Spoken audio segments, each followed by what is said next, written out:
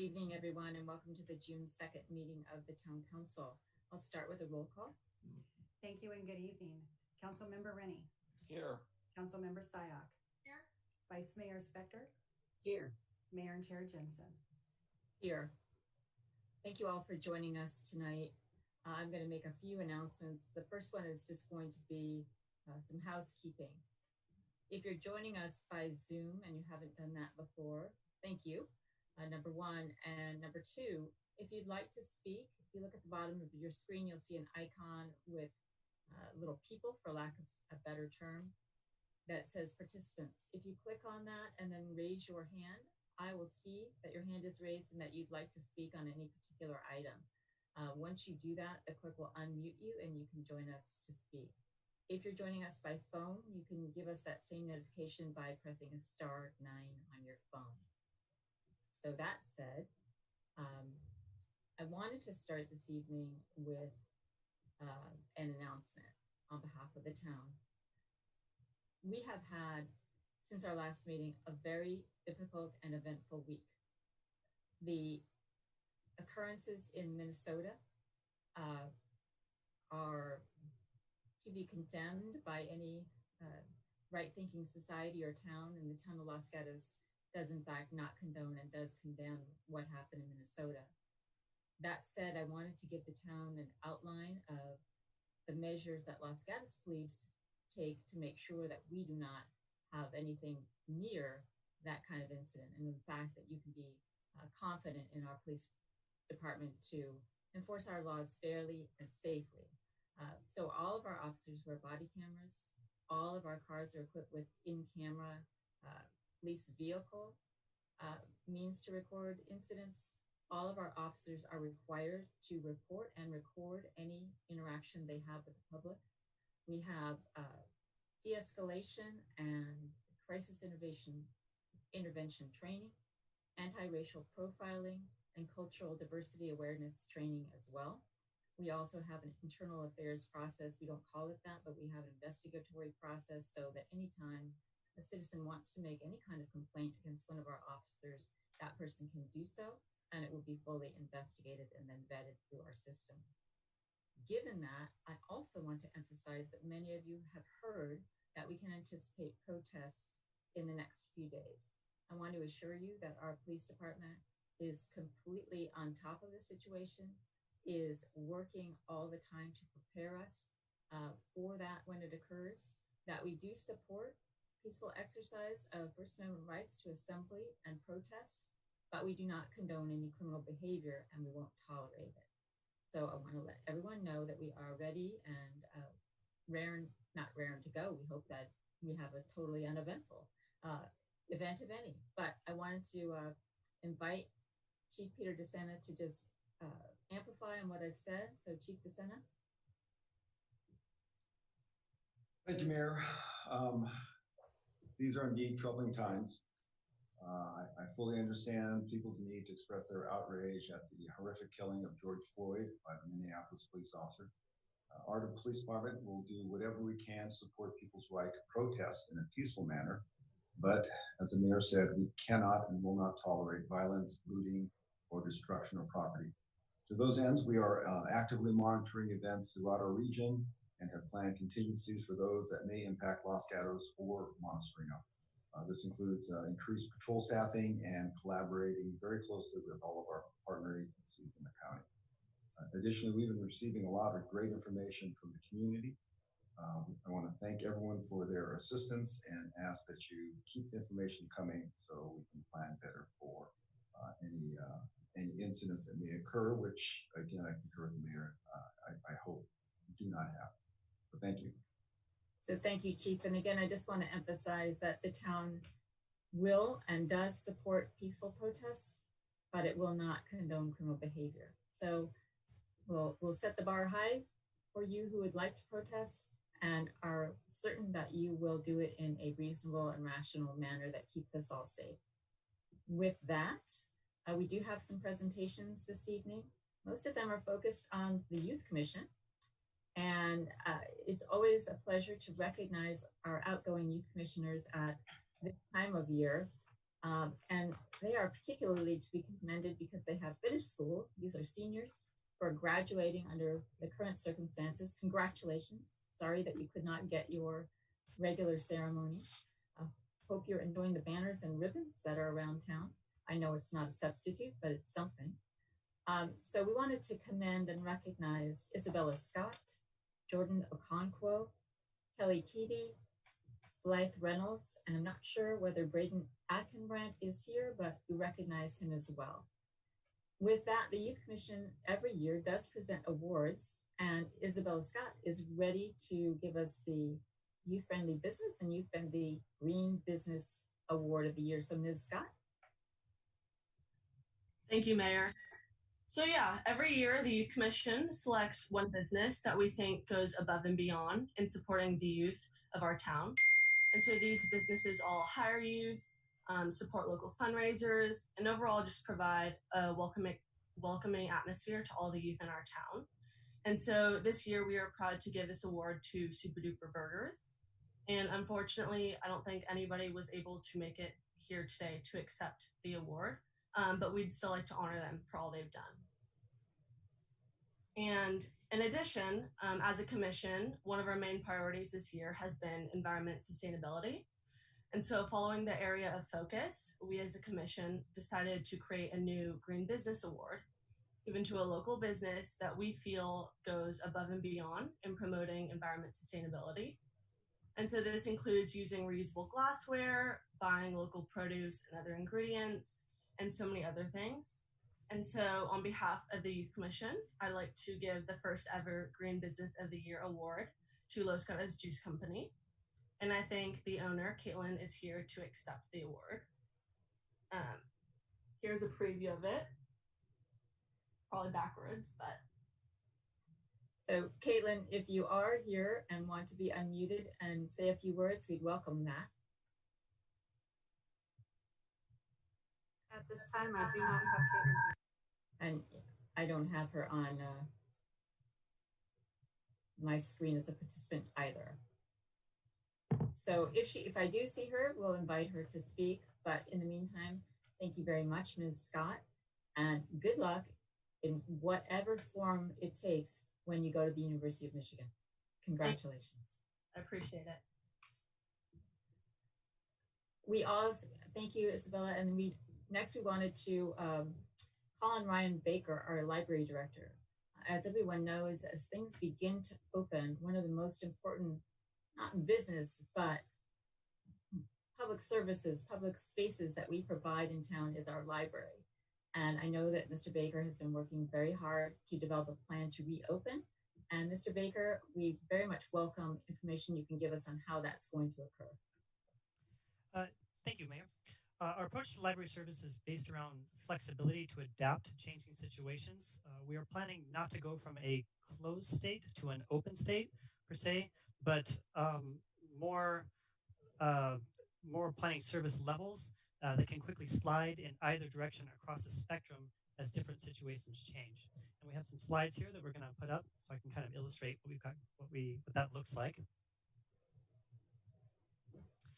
So as you can see, we have a spectrum of different service levels that we have, and we've divided this into 4 different levels, each with 2 sub-levels, all of which correspond to different service delivery and safety protocols. On the far side there, you'll see level 1A, which represents the most virtual and remote service levels. This is what we have been operating under most recently in these past weeks and these past months. The focus on virtual services, remote reference, and programs and online content. And then on the other side as a benchmark point is our pre-COVID levels. And we don't expect to be there for quite some time, but that is just there so you see the different range between virtual services and physical in-person services. As we're looking at this, we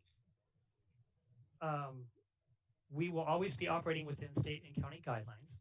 But we also have some internal questions that we will use to gauge where our level of operation will be at any given week or any given time. Because we realize that these are changing situations, and be able to provide service at any given point is going to be contingent on us having a plan across multiple different levels not just moving from closed to open, but moving in any direction at any given time. So these questions that we're going to ask internally regard things about protecting staff, protecting the public, cleaning and building safety, and other factors and protocols. These are examples that I have here. The actual questions and document that we refer to is much more in depth. At any given time, if we are not able to answer these questions in the affirmative, it means that we may need to temporarily move to a lower level of service until we are able to address these particular questions and bring everything back into the affirmative. Move to the next slide there. The first levels of service, operational level 1A and 1B. 1A, where we have been operating from for the past several months, focuses on virtual and remote services, e-resources, online classes, and online programs. We have just recently moved into operational level 1B, which brings staff back into the building and our ability to receive returns back in the building. Return materials come through a protocol for decontamination that was given to us with the CDC working in conjunction with the Institute of Museum and Library Services. So we're using their protocols to make sure that all the materials coming in and going back out are safe for the public. Next slide, please. Moving on from there, we move into operational levels 2A and 2B. And this is going to focus on curbside access to materials. We still will not have public in the building, except for later in the 2B portion, we'll have some very limited access for those that have computer needs. But the focus here really is on getting materials out before the public comes in. And a lot of these different things are, we have not quite set in stone yet. We're still filling them out. And particular will be the hours that we're looking at. We are judging this initially for being more limited hours until we get kind of to the swing of things, and when we get things dialed down, we'll increase those hours. Moving on to the next slide. Operational levels 3A and 3B are going to focus on very limited access of the public into the building. We have to maintain a capacity level inside the building, which is going to be about 25% capacity, moving on as things are open up a little bit more to about 35% capacity. And this will be when public is allowed in for some basic browsing and some basic services inside the building. There will not be programs or anything like this. At this point, it will probably be by an appointment block that you'll be coming in to use the library in order to maintain the crowd distances and social distancing necessary. Moving on from there, operational levels 4A and 4B. This is when we are able to expand the capacity of people in the building. At this point, it will probably cap at 50% capacity at any given time, including patrons and staff in the building. And this will be where we'll start to see very limited programming by appointment or by reservation starting to happen in the building, as is allowed by state and county guidelines. And then at our B level there is increasing that just a little bit more, but still keeping the cap on that building access. From there, and the final level, moving on to the next slide, is really your benchmark point, which again, we don't think that we'll be able to get to at any time soon. If you could move back to video and release the slides there.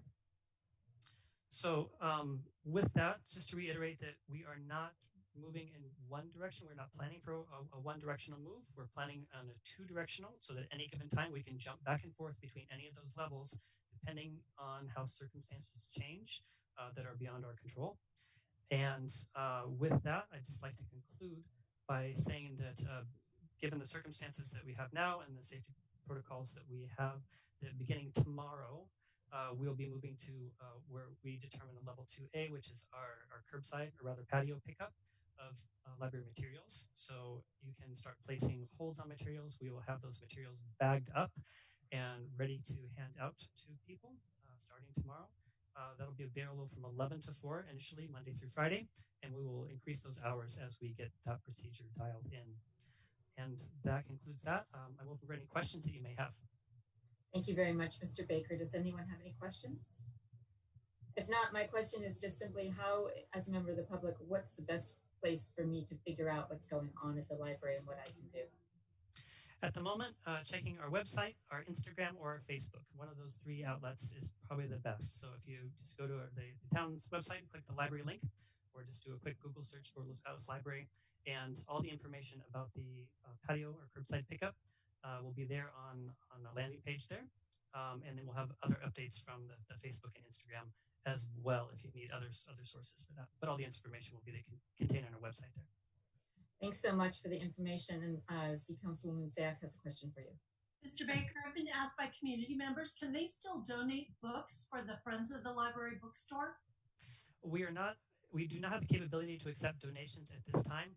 We would love to get your donations at a time when we're able to accept them. So please, if you really want to get your items donated to the library, please hang on to them. I know everyone's spring cleaning right now, but please hang on to them for the time being until we announce that we're able to take those donations.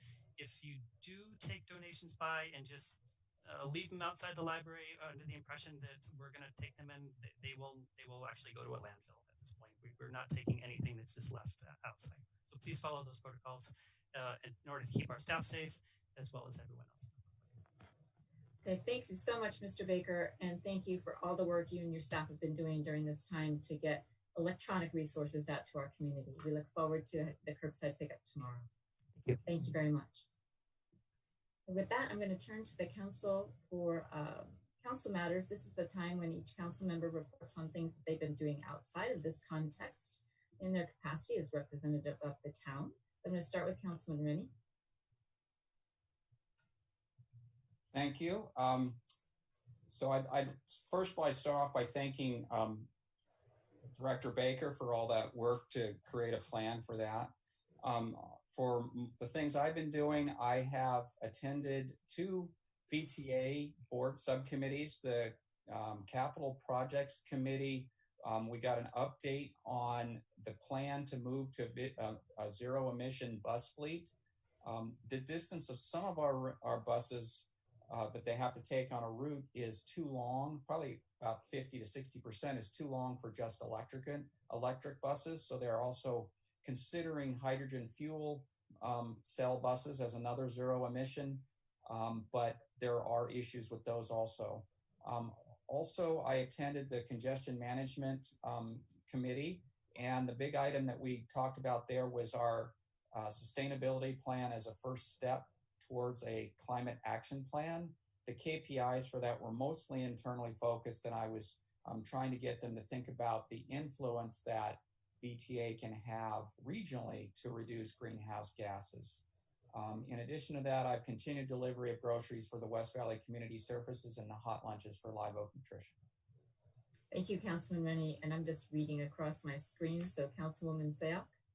Thank you, Mayor. As with all previous weeks, Cities Association and League of Cities continues to meet on regional matters. I did want to echo the statements that the Mayor and Police Department put out on behalf of the town of Los Gatos, condemning what has happened nationwide. I think this is a conversation that many of our residents are having right now, and I look forward to continuing those conversations with our town. Thank you very much. Vice Mayor Spector. In the past week, there has been a special meeting of the West Valley Solid Waste Board. And for those of you here in the quote unquote chambers and out in the public, you know this as the board that oversees the garbage collection. The board had a special meeting because we had concerns. We were dealing with 2 issues. One was the budget and the other was rate increases. And we were concerned about that because of the effect of the pandemic on our residents and on our businesses. So we focused on those 2 issues at this meeting. And what we did is we came to the determination that the issues impacting the rates and the budget were outside of our control. They were the fact that China was no longer accepting recycling, the fact that we had state law mandates that we would have to, with which we would have to comply, and that we had new contracts that needed to be negotiated, and they were at an end. So all of those things impacted the decision to go forward with the budget as proposed, and also with the rate increases. To make it real for you, the 35-pound garbage can is the one that is most used. And for that, there will be a $5 per month increase in the rates. Thank you. Thank you very much, Vice Mayor. I'm going to turn now to Ms. Pavetti for any manager matters. Thank you, Mayor. There is some manager matters that I'd like to explain beyond what our chief and library director gave to you this evening.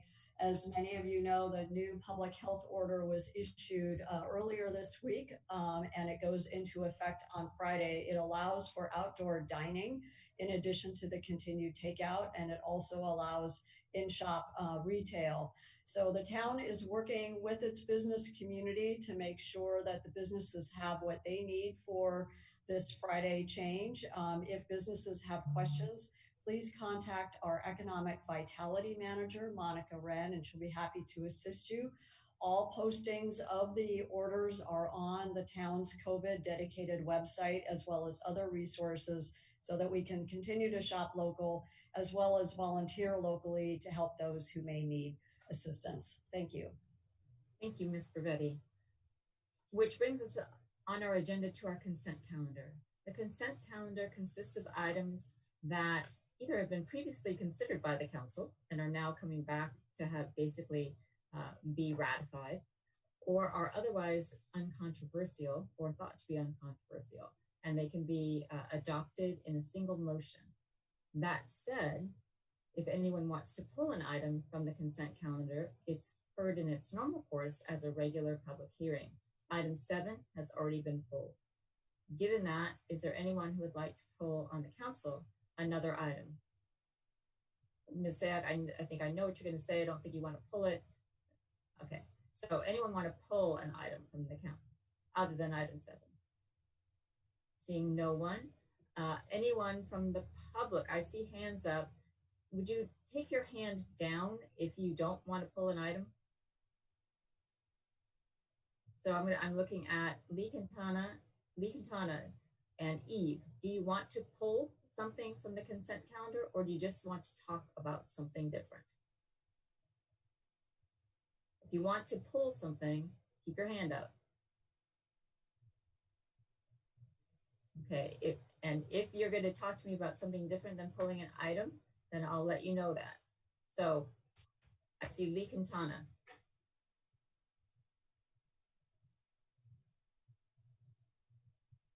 Ms. Quintana, unmute yourself and tell me what you want to pull from the consent calendar.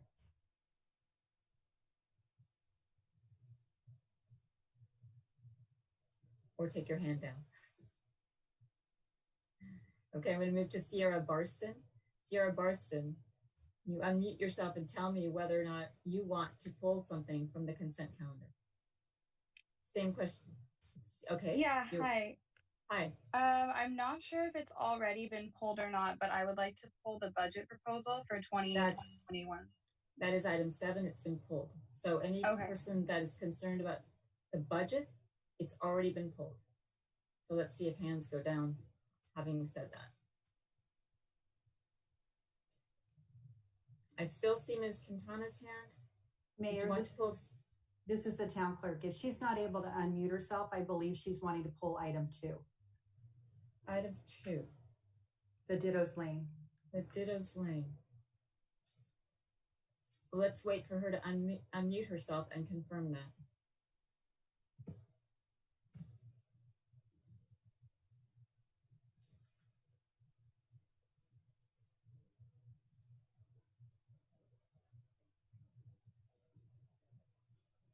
Ms. Quintana, hopefully you can unmute yourself before I accept the motion on the entire calendar. Given that, I also now see Heidi Owen's hand up. Did you want to pull something from the consent calendar other than the budget?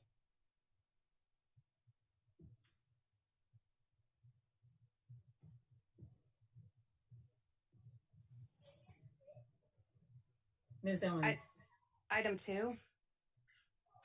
Okay. All right, I'm going to pull item 2. I have 2 requests for that. The remaining. This is the town clerk. So evidently Ms. Quintana has an older version of Zoom, which is why she's unable to unmute herself. Okay, how can Ms. Quintana communicate with us? Can she do that by way of her telephone and press *9? We can have the deputy clerk move her as a panelist so she can speak. Okay, why don't we do that? But we're going to wait until that item is called. We're not going to do that right now. Okay. So right now, the consent calendar consists of items 1 through 13, absent Gatos Lane and the budget. Do I have a motion with respect to that, or a statement by any council member as to another item on the consent calendar? Councilwoman Sayak. Yes, thank you, Mayor. I am not pulling item number 4, but just letting everyone know that I will not be voting on that due to a potential conflict of interest. Thank you very much. Okay, now do I have a motion on the remaining consent items? Councilwoman Sayak. Okay, I move that we approve the items on consent, pulling number 2, which is Gatos Lane, as well as number 7, the budget. Is there a second? Second. Seconded by Councilman Rennie. As we have throughout our Zoom meetings, we are taking roll call votes on every motion. So, Vice Mayor? Yes. Councilwoman Sayak? Yes on everything except number 4, which is abstain. Councilman Rennie? Yes. And the mayor votes yes. So those items that now remain on the consent calendar have been approved. Now going to move to verbal communications. This is the time when anyone participating in the meeting can speak on something that is not on the agenda. So if you have something that is not on the agenda, so if your matter is subsumed under budget consideration, if your matter is subsumed under our item 3 resolution for streamlining, then perhaps you're not a verbal communication. But that said, Rob Stump.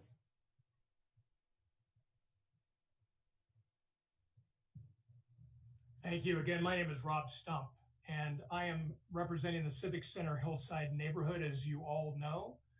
I am here tonight to thank the council for the opportunity to address you. And with everything going on in the county and country and our community at this time, my topic, emergency evacuation, almost seems trivial, but it is not. It is deadly serious. For the past 2 years, concerns have been raised about emergency evacuation. Most recently, a letter was sent to the town council raising this concern again, and it needs to be addressed now. This cannot wait for another wildfire season to pass. Fact, we have width-constrained streets like Alpine and Johnson Avenues that will be used for emergency evacuation in the event of a wildfire.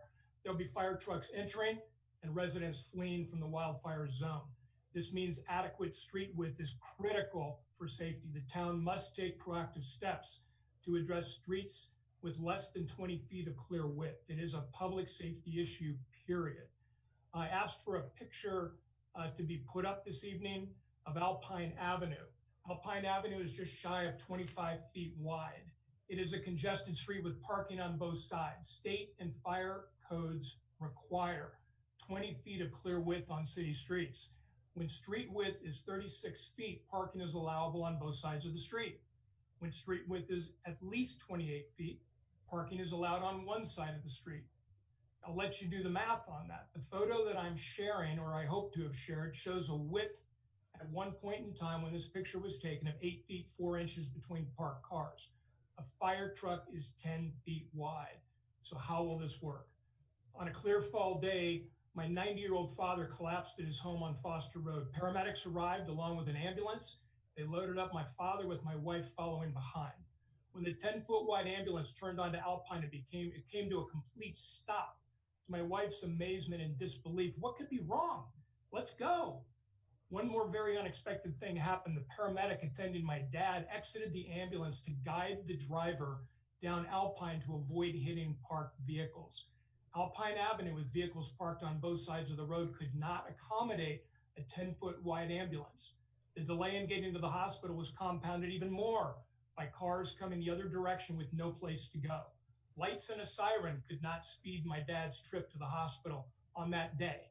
What are we asking? Identify and address street width issues that serve as evacuation routes in the very high fire hazard zones immediately, and this may already have been done. The second item, take prudent measures now, such as street parking on one side only during the wildfire season. Number 3, consider longer-term solutions to streets not meeting the 20-foot clear width required by state vehicle and fire codes. Streets of insufficient width serving as emergency evacuation routes are a disaster waiting to happen. Thank you.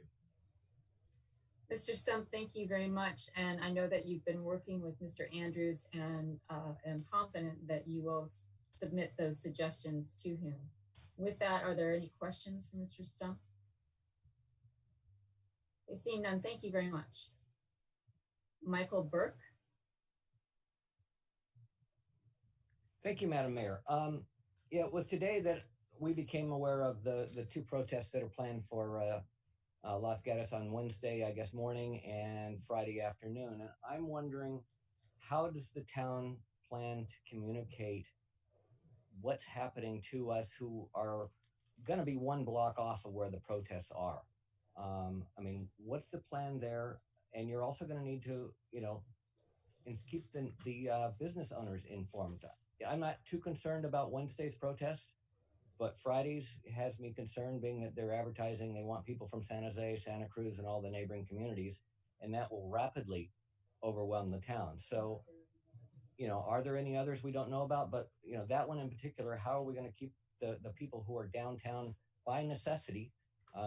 We don't have any place else to go with, shelter in place. We're sheltering where we probably shouldn't be right now.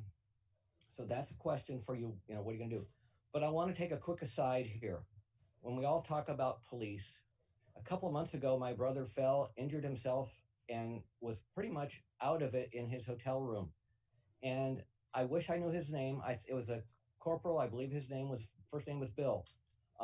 But he was the one who responded, got my brother to the hospital. And not only that, when he was off duty later, he came back to visit my brother in the hospital to make sure he was doing okay.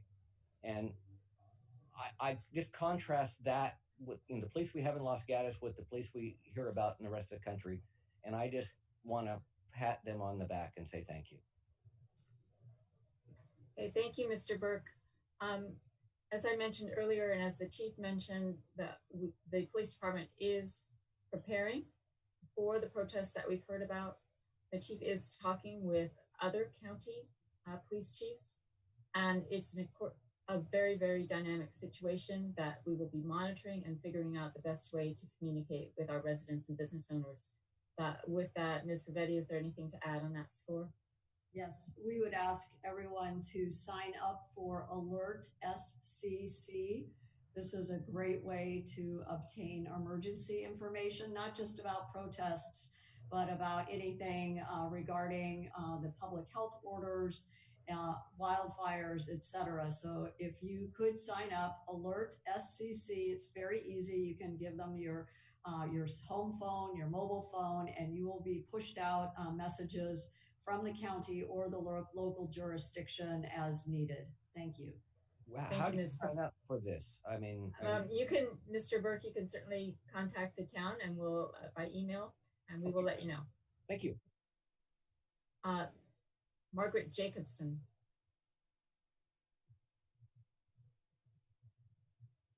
Hello.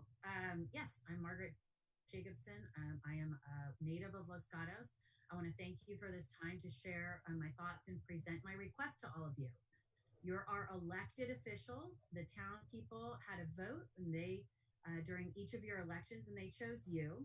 We elected you to represent us, and your jobs are to look out for the overall well-being and infrastructure for Los Gatos, the way no other elected or unelected officials can. So right now we're in an unfortunate position where an unelected county public health officer, Dr. Sarah Cody, has ordered the entire county to continue to shelter in place. As we know, she's continued it on May 18th, which originally started on March 16th. I believe everyone also knows that the reason originally was to flatten the curve of COVID-19 so as to decrease the potential of overburdening our hospital beds. As of today, June 2nd, there's no threat to the hospital beds. To my knowledge, we have not been presented with the statistics directly related to the effects of sheltering in place in our county, which are now beyond numerous. increases in depression and suicide, alcoholism and drug abuse, spousal and child abuse, homelessness and hunger, as well as child molestation. These are only the health issues, and their costs on our community, including Los Gatos, are huge. And to the people, the cost can be both lifelong and life-threatening. This does not even take into consideration the massive cost that's taken on our economy locally and the loss of sales tax dollars. And all that is heart-wrenching in and of itself, but you'll be severely kidding yourselves if you believe that Los Gatos will look the same when everything is open back up if we follow Dr. Sarah Cody's plan that is well behind the rest of the state of California and massively behind many other states in the United States. I understand that Dr. Sarah Cody has loosened the restrictions that will take effect on Friday. However, she has stated that she will wait a full 14 days between any changes to add another new change. And this is absolutely unacceptable. Every single day for a business that is closed right now is critical. Critical not only for the business, but critical for the employees that work there and that are supposed to be working and earning a living, their right to livelihood. I'm asking that each of you work together with each other and to step back. Don't think about the next election. Don't think about how many of your constituents might not like what you have to do. You have to look out for the broader picture. That's your job. You're not a bad person nor a bad official if you stand up against her. The restrictions and the ways businesses have been allowed to open don't always make scientific sense as it relates to the disease transfer. For example, it doesn't take a rocket scientist to know and understand that people congregating and eating outside a farmer's market have more potential of passing COVID-19 than allowing, say, a high school graduation on the front lawn of Los Gatos High in 50-person increments. There's not a lot of rhyme or reason to the restrictions. Each of the remaining businesses, such as my dear friend Julie Everque, who owns Wavelength Salon, is part of a greater organizations that are working hard to assist them locally and nationally to implement standards to prevent the transfer of COVID-19. They have the tools. Ms. Jacobson, your 3 minutes is actually up. If you've got a wrap up, we'd love to hear it. If not, we've got 3 other people that want to talk. I have a wrap up. Okay. I agree. Please write a letter to Dr. Sarah Cody stating that you cannot sit by and allow further businesses in Los Gatos to fold, that you'll support a careful reopening in alignment with the state of California's guidelines, and ask the police department to allow the businesses to open without any interference on their part. Let Los Gatos stand out. Show everyone how much you really care about our whole community, and let's move out of "we got this Los Gatos" into "let's do this Los Gatos." That's it. Thank you. Thank you very much. Any questions for Ms. Jacobson? I don't have any. So John Whitty. Again, this is for something not on tonight's agenda. So Mr. Whitty. Thank you very much, Madam Mayor and the council. I'll be brief. I'm building on the comments of Rob Stump. We have organized the Civic Center Hillside neighborhood and worked over the past 2 fire seasons to improve our readiness for a fire event. We've worked very, very aggressively to remove excess fuel, create clear zones around our houses. We conduct monthly drills to test our emergency communication procedures for walkie-talkie communication, text messaging, and email blast in the case of a fire to share valuable communication should the fire break out. Drilling ensures that we, if in the event we are prepared and familiar with all the procedures.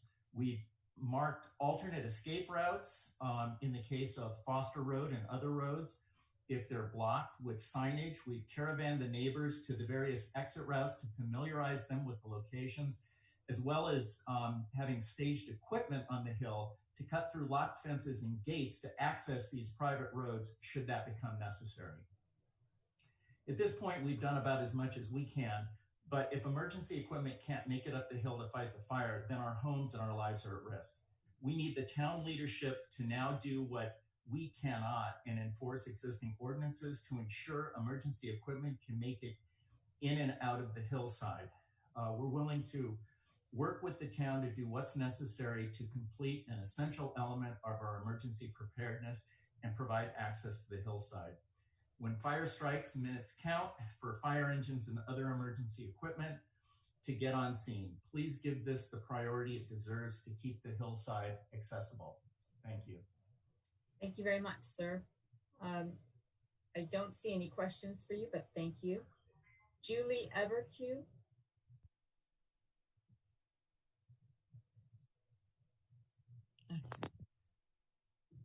Hi, my name is Julie Evercue. Thank you for listening to me today. I just wanted to say why it's so important to open these businesses. We're a state of California licensed hairdressers. Me with my partner, Terrell Ward at Wavelength Salon.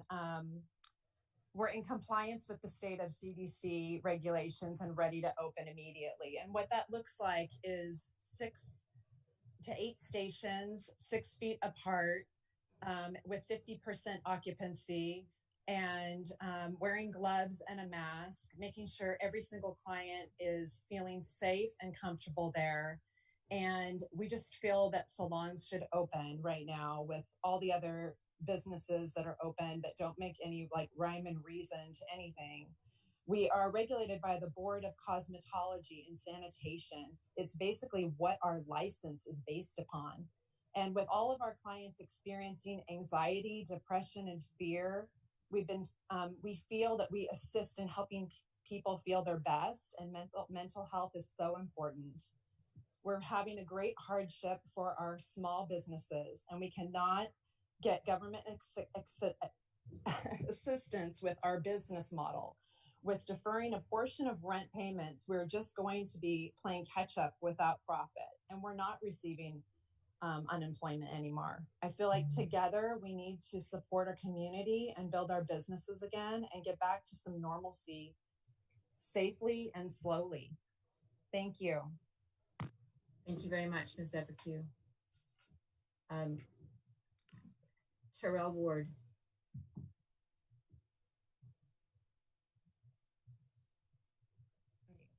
Hi, thank you very much. Can you hear me? Yes. Okay, cool. I actually wrote you, Marcia Jenkinson, on an email, and basically I'm the partner of Julie Evercue.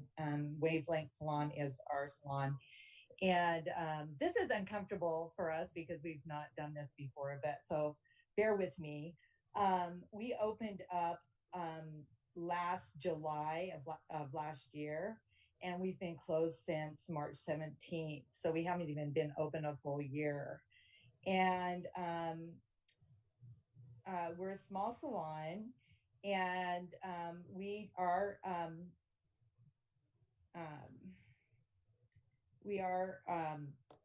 do follow the sanitation rules. I'm sorry, I'm super nervous. No problem. Really, everything I have to say is what she has said. And, but I will read you an email that I got from one of my clients. She said that she actually works for a surgeon in Los Gatos, a plastic surgeon, and they do Botox services, injections. And she said that she feels so badly because it's crazy. It's not fair. I mean, patients are coming in for Botox and fillers and surgery, and I can't even get my hair cut or color done. That's absurd.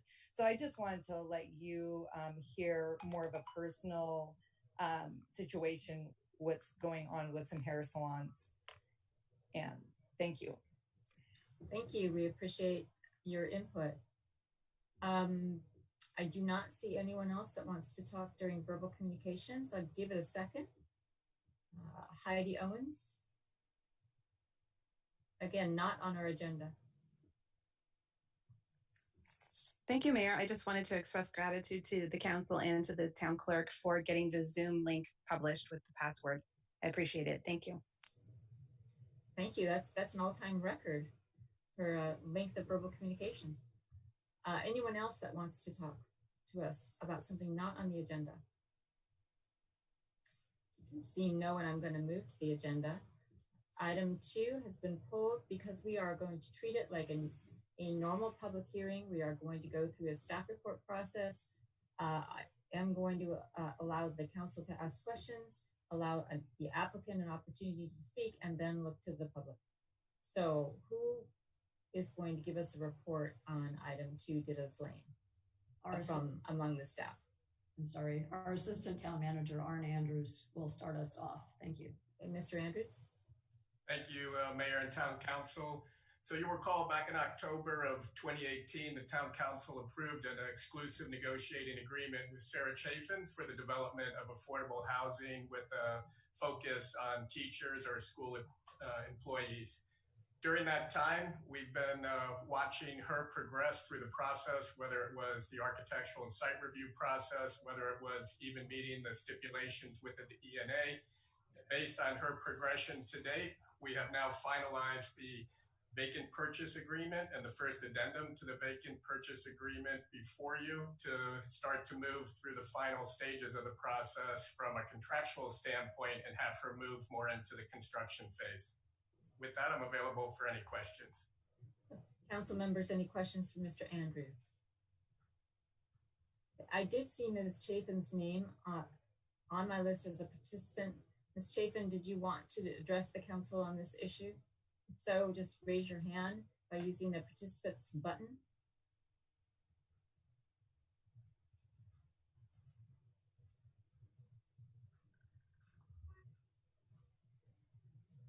And unmute you. There you go. Hi. I just, wanted to thank the council and just mention that, and the staff, and that I've met all the conditions of the exclusive negotiating agreement. Plus, we have received entitlements, and the project is moving forward to start construction. Thank you. Any questions for Ms. Chafin? I don't see anything, so I will call on Lee Quintana, who pulled this item.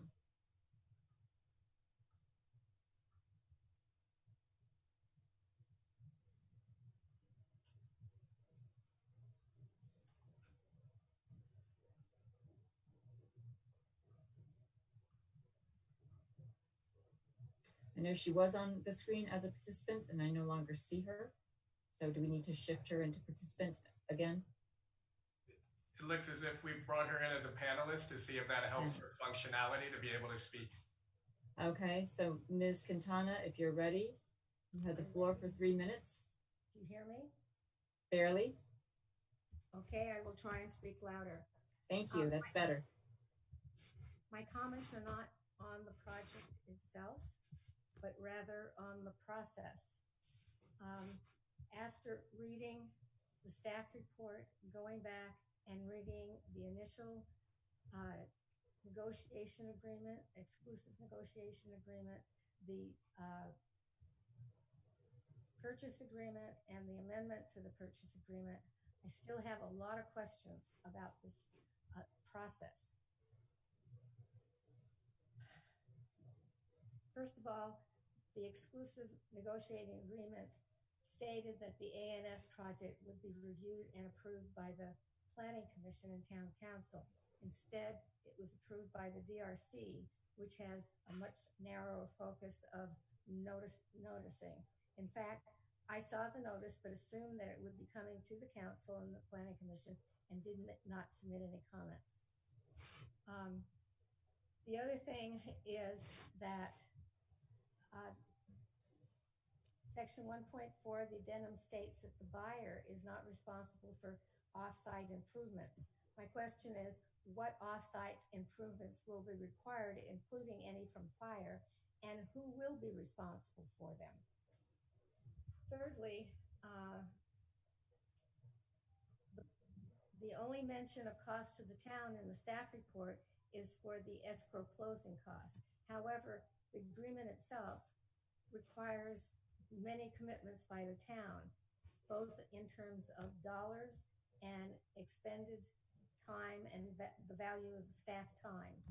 These include, but are not limited to, the cost of off-site improvements, the permit fees, and processing for the subdivision, lot line adjustment, new parcel map, required easements, any potential obligations to which the town is responsible to which the town is responsible. The loss of interest on the $600,000 no interest 55-year loan, the cost of the tree removals that the town has agreed to, the cost of the ongoing maintenance of parcel 3, which is the remainder parcel, which will be owned by the town. It's also responsible for the crib wall and responsible for the maintenance and construction of an access road to parcel 3. Also mentions in those agreements that the cost of maintenance and repair of the water meter is included. So my question is, this is not the total cost. $2,000 will not be the total cost of the town of Los Gatos. In a transparent staff report, these other things would be noted and at least an attempt to itemize their costs. Thirdly, how will the preference for teachers and school employees work? Will it only apply to Los Gatos teachers and school employees? Last or next to last, the financial pro forma in the original exclusive negotiating agreement that was to be submitted within 120 days of its approval still hasn't been submitted, and in the new agreement, it will not be required until escrow. And the other thing is the density of the project. I believe that the general plan designation is medium density residential, which is a 5 to 12 density, and the zoning code is for 5 to 12 dwelling units per acre. This project is divided into 2 lots. Ms. Quintana, your 3 minutes are up, and actually you started talking well before the timer went on. So let me just stop you and see if there's any questions for you. Council, any questions? Okay. There aren't any questions for you, and that was your 3 minutes. Thank you for your input. Heidi Owens.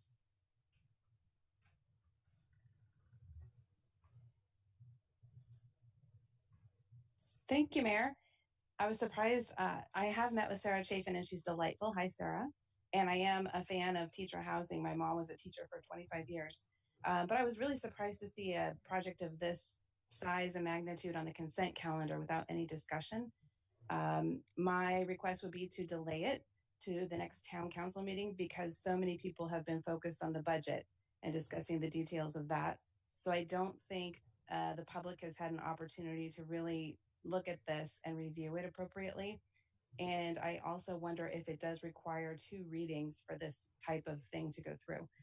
My concerns are, one, Sarah's an individual person.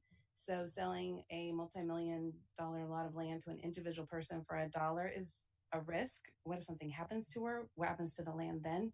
I'd be much more comfortable if it was an organization, not a single person. 2 is that there's no indication that this needs to be a nonprofit endeavor. So she's getting the lot for $1. We'll develop it for teacher housing, but then at some point that will become profitable. Does she keep the profit, or do we need to stipulate that this is a nonprofit transaction? And third, I'm concerned that it's a contract for the property versus a contract for development rights. It seems it would be more appropriate to enter into a contract for development rights versus handing over the title to the property. The last thing is there's a right to repurchase after 5 years if the project is not completed.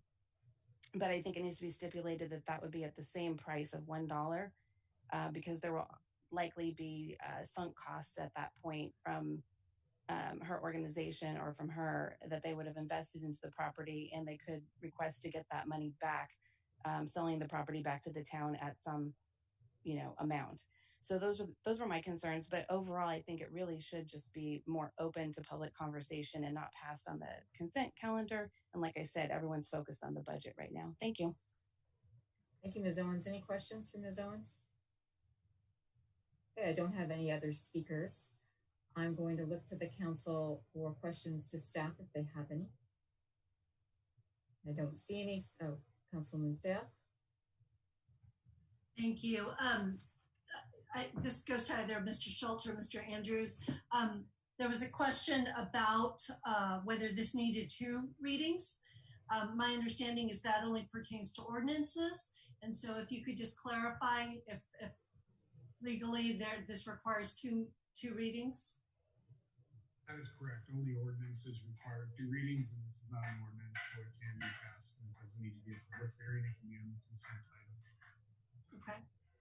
And then my second question, if I may, to Mr. Andrews, since I know you've been working closely on this, a lot of the issues that we've discussed have been have occurred over several meetings. I think we've had conversations about this property for the past 3-4 years.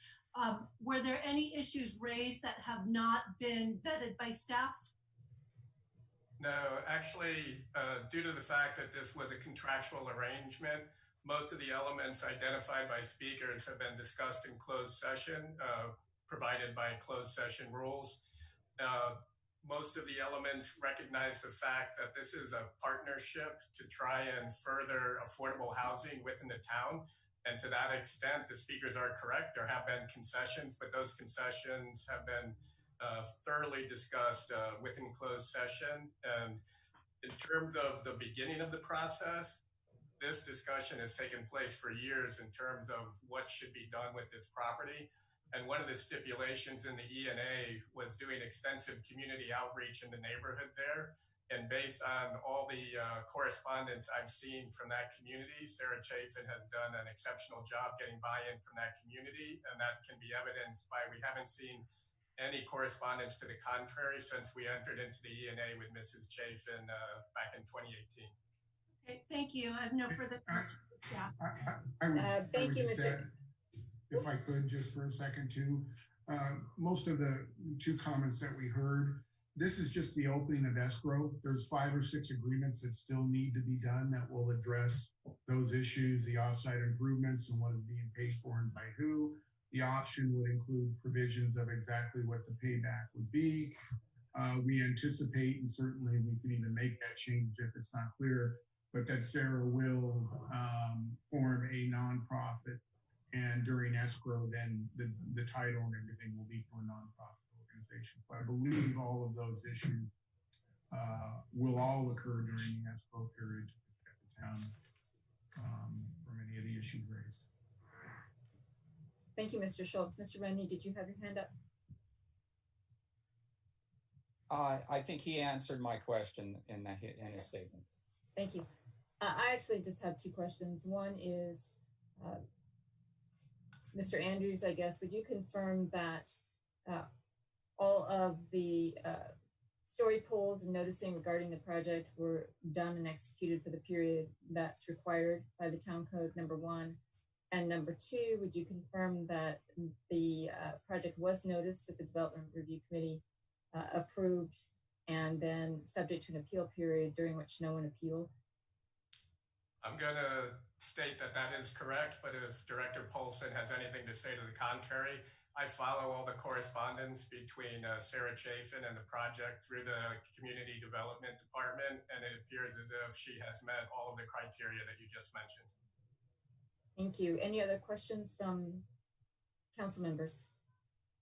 Seeing none, I'll look to the council for discussion and or motion. Councilwoman Staff. Thank you. I feel comfortable, given the many years that we've had public discussions on this piece of property, that we can move forward.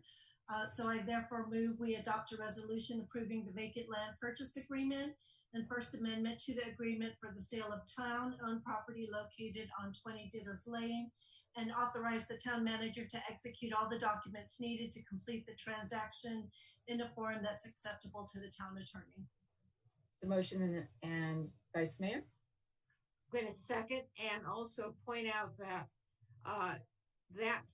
that property is not a piece of property where the neighbors ignore what is going on there. It has been under the scope of the town and the neighbors for at least 10 years, maybe more. And I've also been looking at applications for this property for that period of time. I think we're very lucky to have this applicant. And I'm actually proud to second this motion. Thank you, Vice Mayor. I want to echo the fact that I am proud to be supporting this motion. The Didders Lane property was acquired by the town with redevelopment funds exclusively for the development of affordable housing. This is an opportunity for us to do that, to benefit our community and our teachers. We are using the funds from our Affordable Housing Development Fund that we collect when new development is done in order to provide the boost that this nonprofit organization needs to get housing for our teachers. I'm proud that we're able to do this in Los Gatos. We've in fact set an example that is being picked up by the county, where they're looking at the same kind of project in Palo Alto to provide teacher housing. So I'm very proud to support the motion. Any other comments, Councilman Rennie?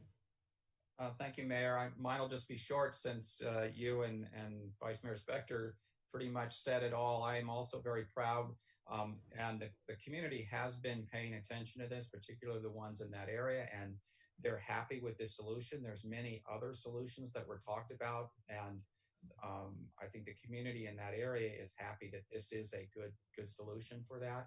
I'm also proud that we're doing something for teachers, and there'll be more reviews of the project coming. So I'm very happy to support the motion.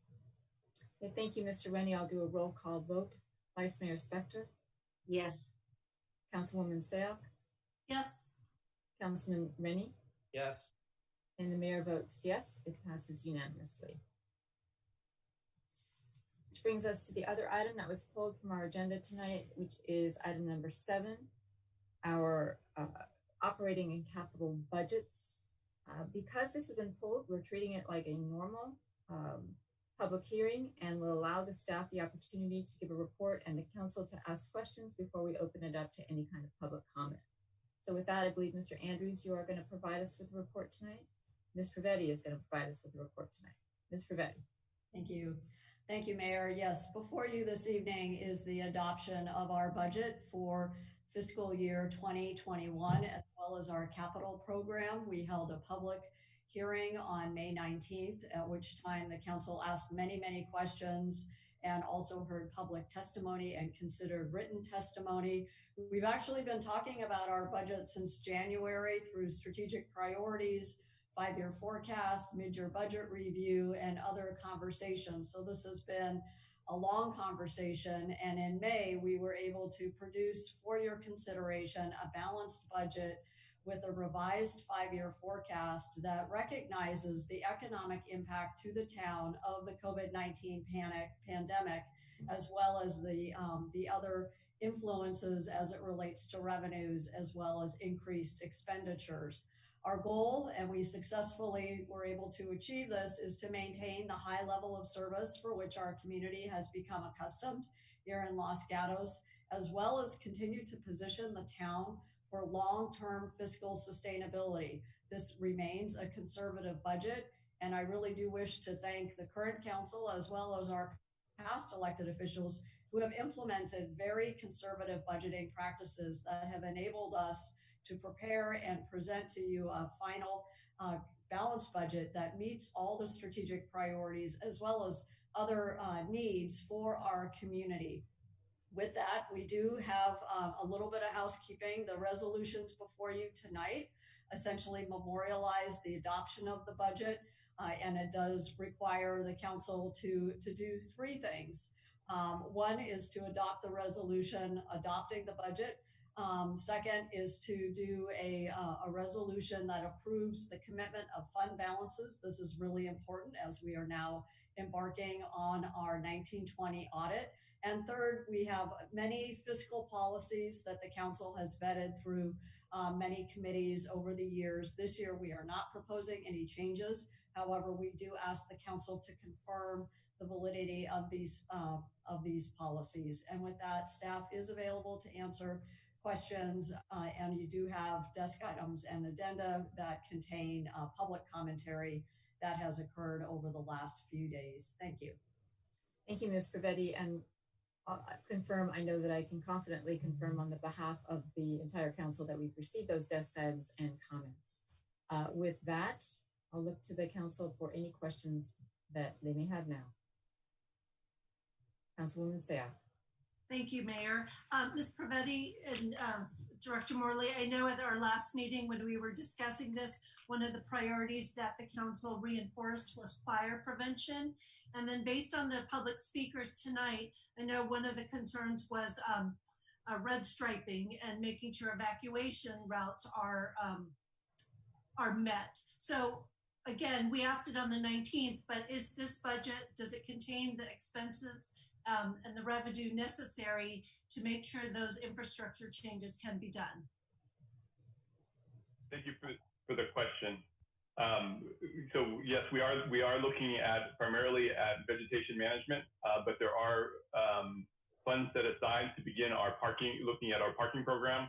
And as we get the new parking person on board to be able to help us with that, we'll be able to start looking at neighborhood parking on Alpine and in that area of town for fire concern.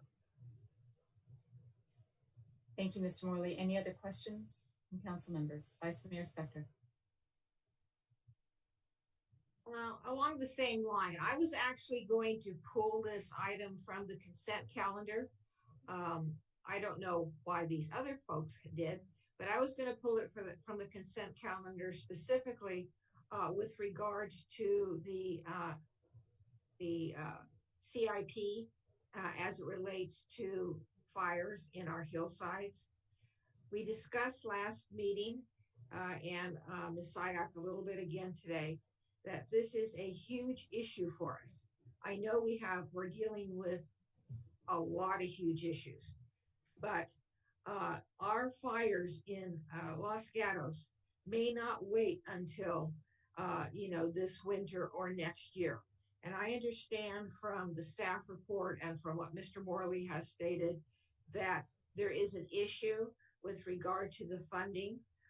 If I were, God of the world, the items on page C26, which has to do with roadside fire reduction, which has a budget of $250,000, and D14, which is vegetation removal, which is now scheduled for fall of 2020.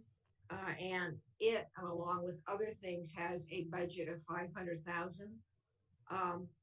I really would like both of these items to go forward as soon as possible this year. The reading that I have been doing indicates that our fire season might be early this year. And given the fact that we're in a high fire danger area, I understand, again, that staff has stated that the monies may not be available, but then I would suggest that we might be able to, quote unquote, borrow from the 1.2 million from the sale. That's how important I think these two issues are to our community. Thank you. Not sure that's question, but thank you. Any other questions for staff? Mr. Rennie. Thank you, Mayor. Actually, that did sound like a question to me. If Director Morley could talk about, is the money not available and do we need to make a different budget? Because we talked about this last time and I thought we were okay that this was good, the fire allocation were being made. Last time we talked about this, it seemed like the budget was equally balanced between some paying of our pension debt, fire, and some economic recovery and some other items. So I didn't recall if there was a problem in our budget. Allow me to elaborate a little bit on the plan. So earlier this evening on the consent agenda, item 13, you approved a consultant agreement with SWC Environmental to put together our fire mitigation plan for our vegetation management. That was an expedited process that we brought forward in response to your concerns expressed earlier. So we pushed hard to get that one to you at this meeting so that we can begin developing the plan for vegetation management with an emphasis on our roadways, on our hillsides. We expect to have that done in short order. We worked with the consultant to make sure that that was the #1 priority in the plan, and we'll have that ready to bring back to the council and to put out to bid for implementing that work in the early summer of this year. So that's our plan for roadside fuel management. We also have the second element, which is management of fuels in our open space, a much bigger project with significant potential environmental impact that needs to go through an environmental review. that we're also pushing hard, and we hope to have a plan for that one in the early fall of this year. That project will push hard to get done as well. It has, if you recall, we have submitted for a FEMA grant for that project. If the council would like to decide to move forward without waiting for FEMA grant dollars to become available, certainly that's something we can bring back to you. And part of the development of the plan will be development of cost estimates. So we'll be able to understand what the full cost of that is, and we can determine whether we want to move forward with that on a town-funded basis in phased implementation, or we would want to wait for FEMA dollars to make that project happen. So those are things that will happen between now and the fall, and all additional discussions that we'll have with the council as we move forward. Follow Mr. up? Morley, oh. Go ahead. Let me see if I answer your question, Mr. Benny, and then we'll go. Sorry. If the council wanted to determine that to go ahead absent any FEMA funding, one of the things, the contingencies that was in our budget discussion at our last meeting on May 19th was the recommendation not to program the $1.2 million in profit from the sale of Winchester property to County Fire. And if the council wanted to make sure that there was significant progress made on vegetation management, et cetera, rather than wait for FEMA, could the council designate some funds from that $1.2 million to move this forward? That perhaps the town manager would like to speak to that directly, but that is something you can do at a later point. There's no need for us to be able to make those decisions at this stage.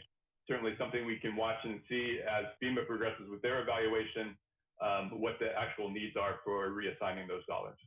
Ms. Pavetti? Thank you. I just wanted to add that we have $500,000 already available, so we're going to be good to go to do the immediate roadside work that Director Morley had mentioned. All indications from FEMA appear to be very positive so far. We remain optimistic that they will support this given the extent of our fire danger here at Los Gatos. But in the fall, when we have more information from FEMA and when we get those costs from the consultant, we'll be in a better position to see whether or not we do need a budget adjustment. So again, just to reinforce what Director Morley said, we have the resources we need to get going in July on some of this critical work that has been identified. Thank you, Ms. Pavetti. Mr. Benny, I don't want to cut off your question. No, I think that addressed it. It was basically, we don't need to make a budget decision at this point. We need to get through the process a little further.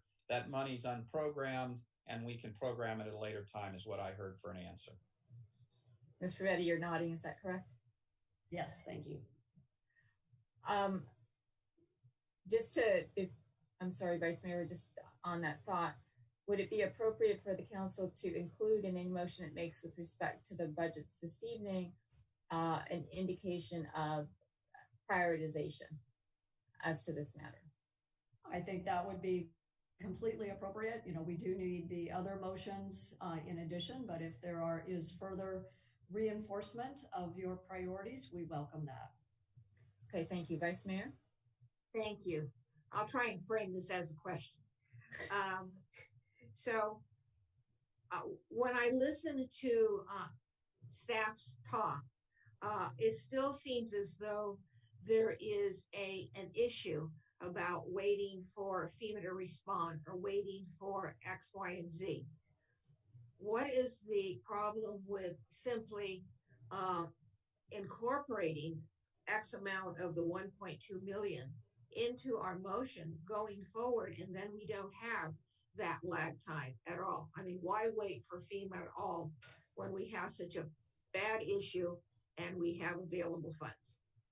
So let me take a second to go through sort of what the plan looks like from moving forward from today, since we have, as of today, the authority to enter that agreement with SWCA, our environmental consultant. We'll begin that work with them to develop our plan, and our plan is instrumental in our next step, which is getting a contractor on board to actually do the work.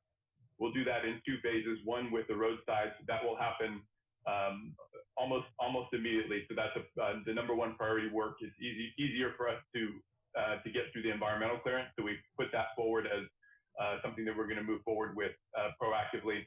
We already have the dollars set aside for that work, so we don't need a budget action related to that. And we'll bring that back to council for your review at the point when the plan is complete, so you can see what we're doing. The second element is our open space, as I talked about before. That has some environmental work and some cost estimating, and then we'll need a new contractor for that work as well. We'll need to bid that work. At the time that we have a cost estimate, we'll be able to talk to the council about what the full cost of that is, and you'll be able to set aside the appropriate amount of dollars for that work without delaying the project at all. So it will fit right into the cycle of moving this forward and keeping the urgency going. Ms. Gravetti, did you have anything to add? And Vice Mayor, did that answer your question? You're shaking your head no. So what is your follow-up? No follow-up. No follow-up, okay. Okay, making sure that there's no other questions from council members. I don't see any. I have one person with their hand raised. That's Matthew Hudis. Mr. Hudis? Good evening, Madam Mayor and Council. At the last hearing about the capital budget, I raised two concerns, flexibility and community engagement. And I'm troubled that there's been little done to address particularly flexibility in the budget before you. In addition to passing a responsible budget, we also need to anticipate a couple of things. One, potential revenue shortfalls that could be in the range of 15 to 30%. And two, the need to further invest in the town in appropriate ways to enable the town not only to recover, but to leap forward.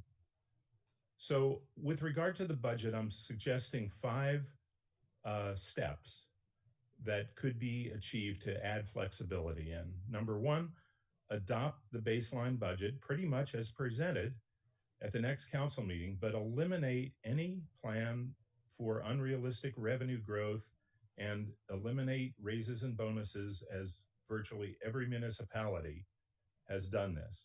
It's not fair to our excellent town staff to set expectations about these things when they might eventually face furloughs, layoffs, or salary cuts. Number 2, by June 10, utilize our experienced town staff to model 3 scenarios that are linked to the trajectory of the virus and to potential revenue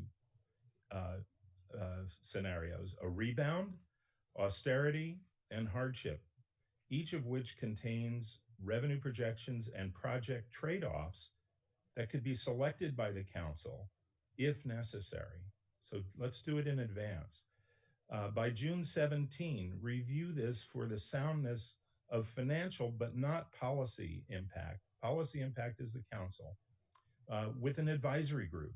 We have a town finance committee. Why not use them? By June 20, survey town residents to get their input on potential trade-offs. And 5th, ask town staff who are very able and experienced to compile the results and calendar a final review of the budget and scenarios at a town council meeting and provide the report well in advance of the meeting with an overview presentation that people can appreciate. California is facing a $54 billion shortfall, and we haven't finished the California budget yet. Things are moving quickly. Palo Alto is facing a shortfall that grew from 15 to 20 to 39 million and is making choices between public art and children's theater, between closing fire stations and the police headcount. Do you really want to be in a position to have to make those decisions under short order without time to get public input? Thank you, Mr. Hudis. Are there any questions for Mr. Hudis? Mr. Rennie has a question for you, Mr. Hudis, so don't go away. Yeah, my question is, you're talking about a 15 to 30% revenue shortfall. I'm sure you listened to the budget meeting last time. I recall you making comments then. Staff hasn't projected anything near a 15 to 30%. We, given the idea that Property tax is not going to change. Properties are not going down. They haven't decided to give anybody property tax breaks at this point. Haven't heard anything about that. That's nearly 50% of our revenue, probably 45%. Sales tax is probably about 30% of our revenue. You're expecting all of our sales tax to disappear, even though, you know, the gas stations and supermarkets and so forth are still doing business. Where is this 30% going to come from? So I'm not suggesting that we adopt a 15 or 30% cut. I'm saying let's develop some scenarios in case that eventuality comes to us. Things are moving very quickly. The Palo Alto situation grew in a matter of weeks. It's not that we should adopt those kind of cuts, but we need to think through scenarios that could occur, so we're not in the position of having to make these decisions, in a blink of an eye. Okay, thank you. Any other questions for Mr. Hudis? Thank you. Sean Clark. Can you hear me? Yes, I can. Hi. Yes, we can, I should say. I wanted to raise a few questions about the proposed increase in police budget, which I think many community members are concerned about as our nation goes through a collective moment of reconsidering the impact police, and more importantly, police funding have on our communities.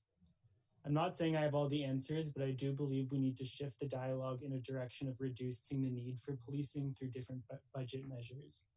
So my questions are, what is our community doing to reduce the need for more spending on police?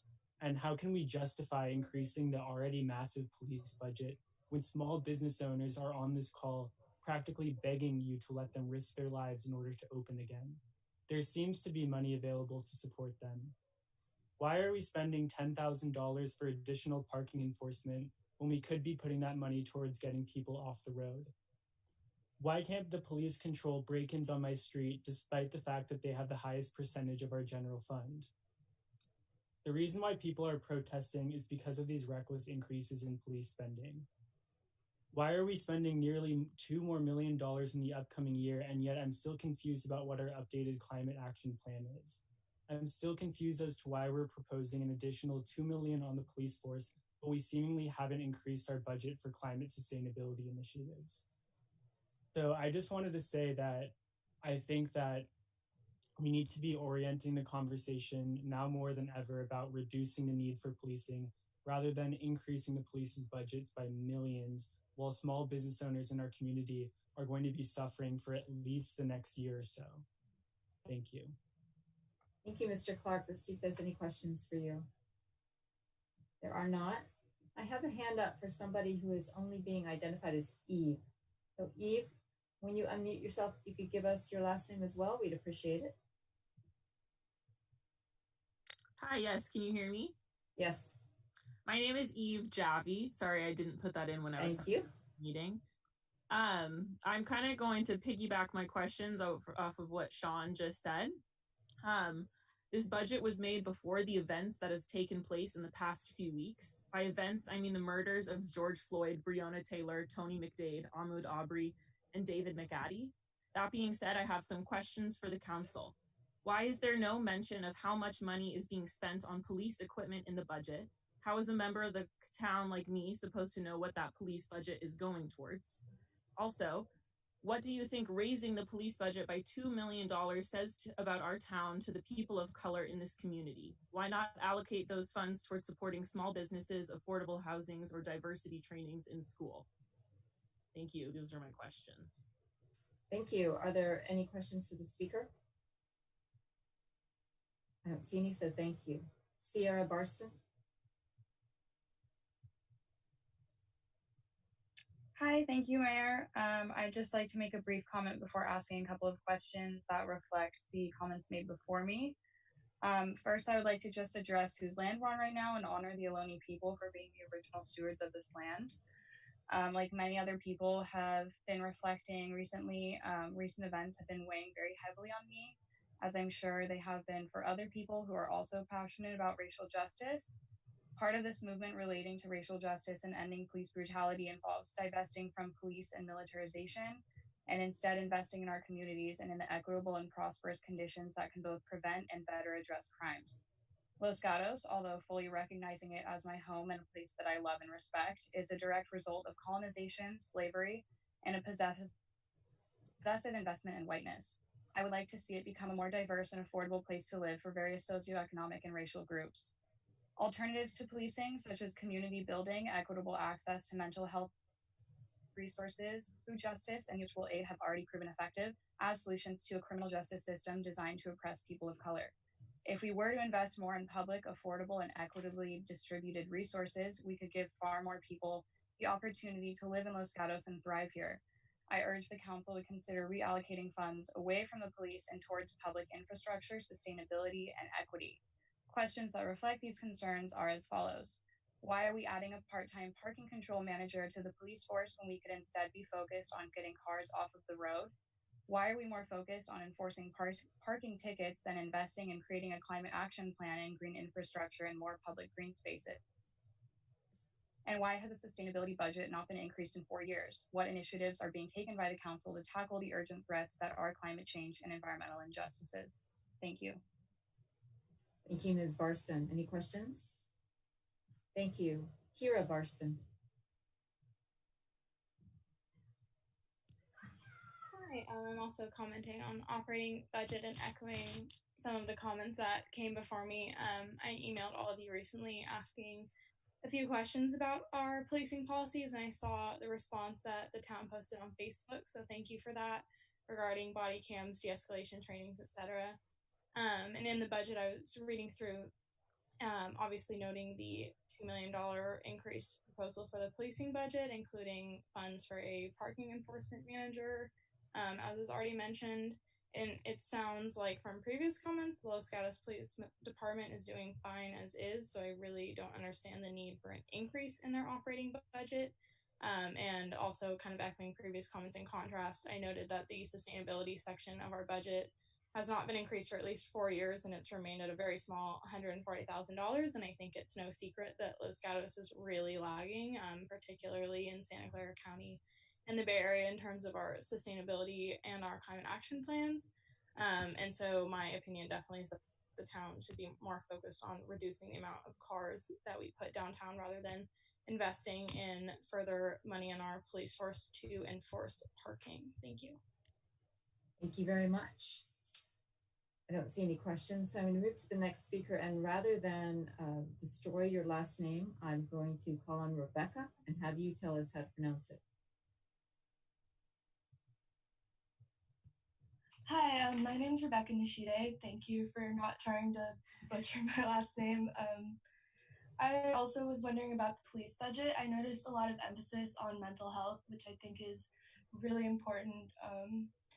But I was wondering why we're focusing on mental health through the police program when, as all the well-spoken people before me have pointed out, that perhaps we should be trying to move away from funding the police program and improve other aspects of our community, which will make a less robust police program practical. I was especially wondering about the mental health aspect, though, because the police clearly inflict a lot of harm on many members of our community's mental health. That's pretty obvious if you've read the news lately. And I was wondering why we were using the police as a route to address our community's mental health rather than setting up other programs which are available through more neutral platforms. Okay, thank you very much for your comments. See if you have any questions. You do not. Thank you. I don't see anyone else with their hand raised to speak to us on budget questions. But as always with the Zoom, I'll give it a couple seconds. You want to click your button. And I'm really not going to take your name on. Dinu. Hi, sorry, I know I have a pretty complicated first and last name. But my name is Danu Abeyakrema. I just also wanted to echo the sentiments of the comments made before me.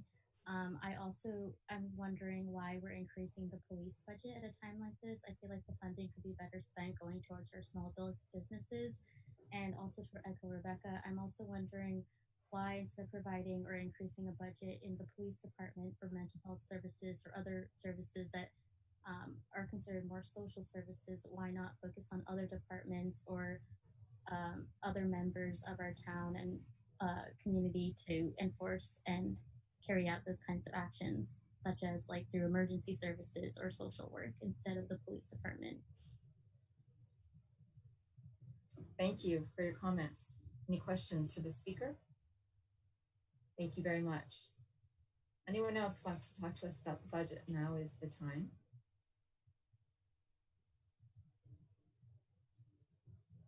Okay, seeing nobody else, I am going to close the public hearing. Look to the council for any additional questions they may have. Mr. Rennie? Thank you, Mayor. So clearly there's a lot of questions for the police chief there.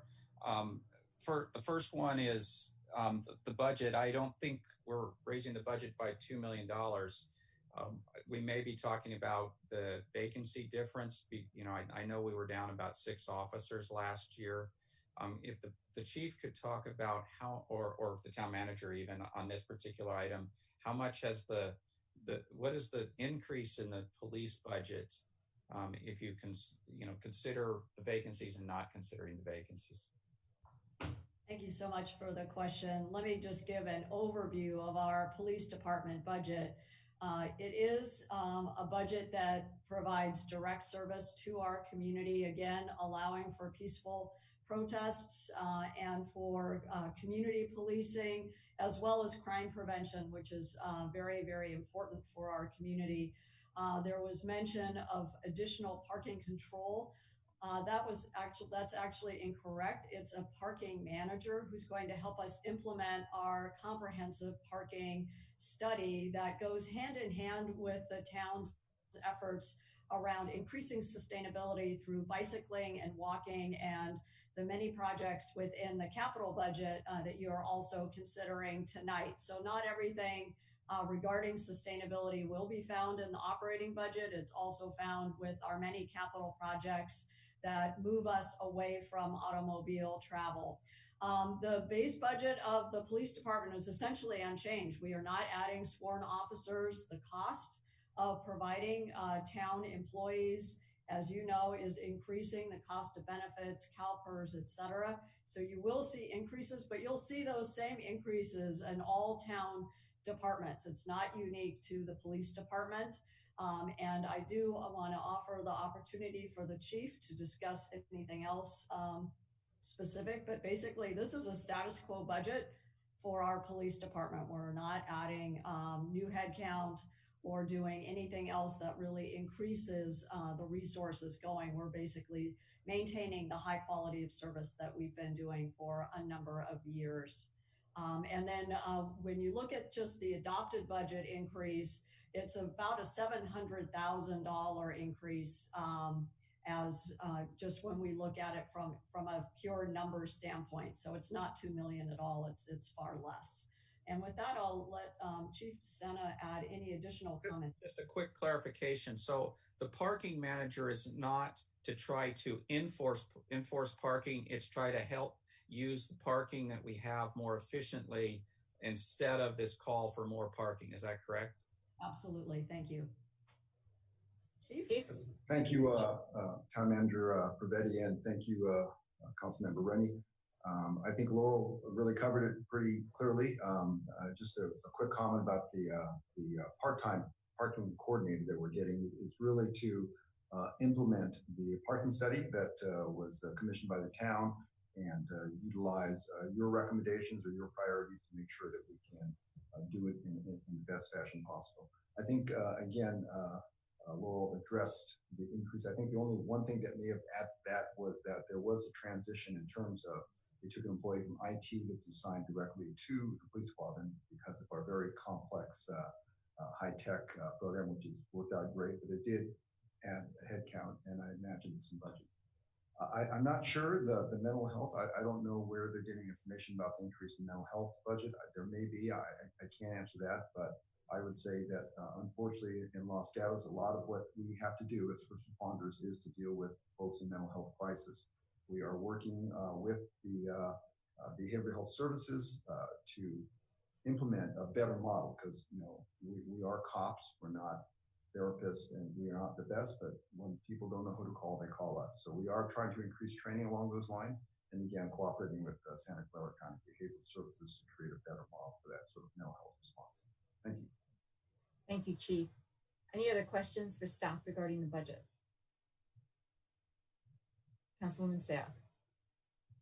Thank you. And Ms. Pravetti, you've mentioned, you alluded to it. If you could just clarify and expand more. I know Councilmember Rennie and I have always asked for, we have this debate whether we should put sustainability efforts all in one chapter of our budget, or if we should look at it as something spread out so that every department incorporates it. So if you could just clarify our approach, the town approach that we've taken, where we ask every department to incorporate sustainability measures, and that we actually do a lot of work through the work that we're doing through Silicon Valley Clean Energy, as well as West Valley Sanitation and the Water Authority. Thank you. Thank you very much. Los Gatos has a long-standing commitment to environmental sustainability, given our natural environment, the creeks that run through and the hillsides.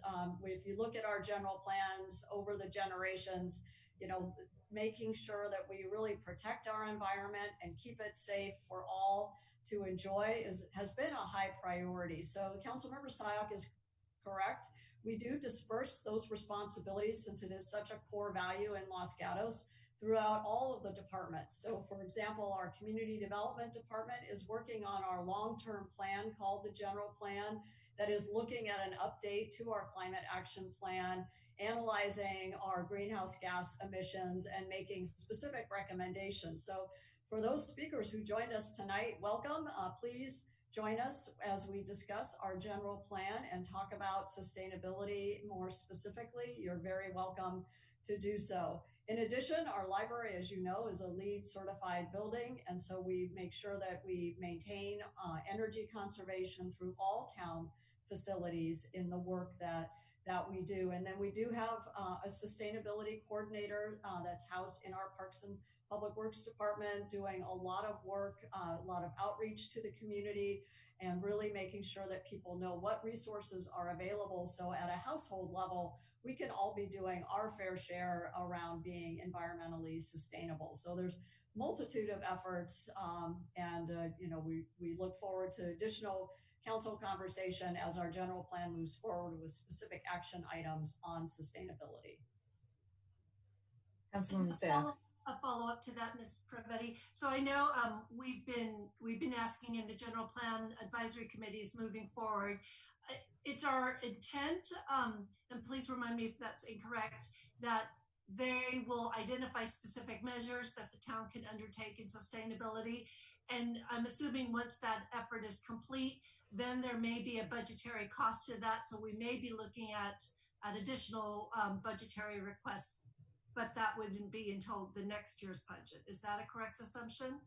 That's correct. The general plan is going to identify a wide range of action items, not only in sustainability, but also mobility and other areas. So there'll be a lot of items for council to consider in its strategic priorities, setting those priorities for future spending plans, future budgets. We're not going to be able to do it all in the next fiscal year, so we will need to prioritize. But again, we are updating our sustainability plan and our climate action plan through the general plan effort, and it's a great way for the community to connect with that opportunity. Thank you. Any other questions? Question? Okay. It's a more general process, if I can, not specific to anything. Ms. Pravetti, there's been a lot of conversation at the last meeting as well as this meeting about flexibility with the upcoming budget.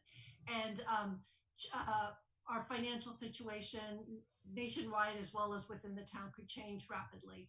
Can you remind the council what are the different times throughout the year where you and staff will be getting more concrete information about our financial situation, and what are the avenues we as a council can refine this budget if necessary? Right. Thank you for the question.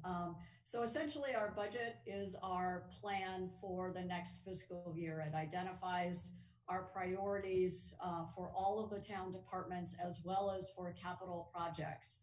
There's a fair amount of flexibility within it.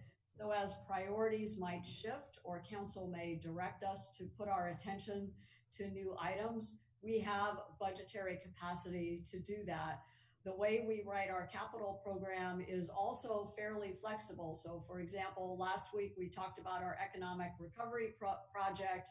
We're already seeing the need for additional flexibility as we implement the use of town right-of-way for outdoor dining and other business use. So we fully anticipate that we're going to be coming back to you with ideas, but the budget is set. And so that actually is a good thing, because then we know what the parameters are and we can adjust and work with the council and the community on whatever those adjustments are.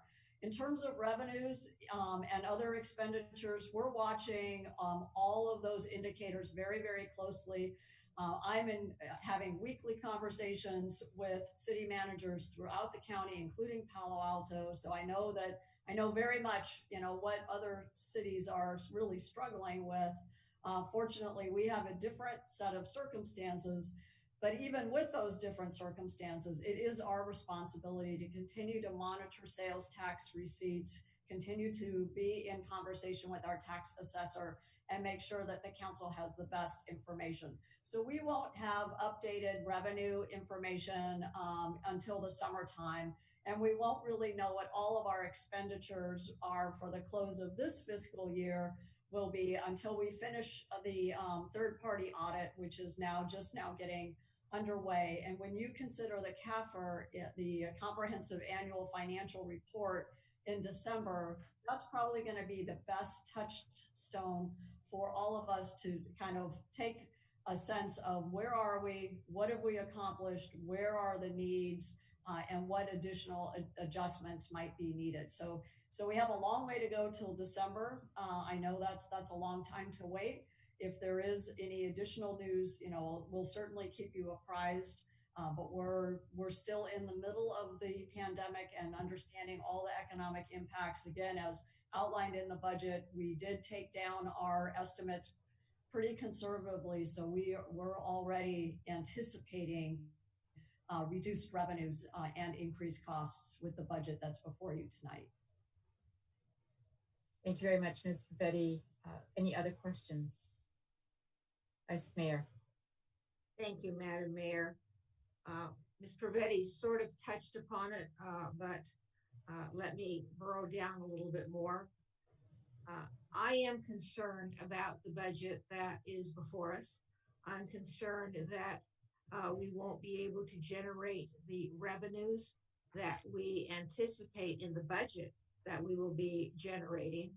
I do understand that we can't compare ourselves with necessarily with Palo Alto or other jurisdictions because, we don't know how they have budgeted their money. We don't know if they've been conservative or not.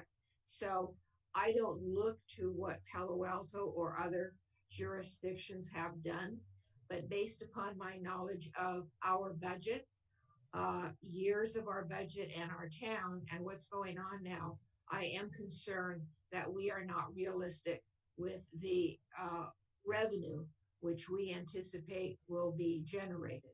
I'm also not comfortable with the fact that we have been told the last few meetings that we can review this in December. That seems like an awful long time for a budget that may or may not be viable. So my question, I do have a question there.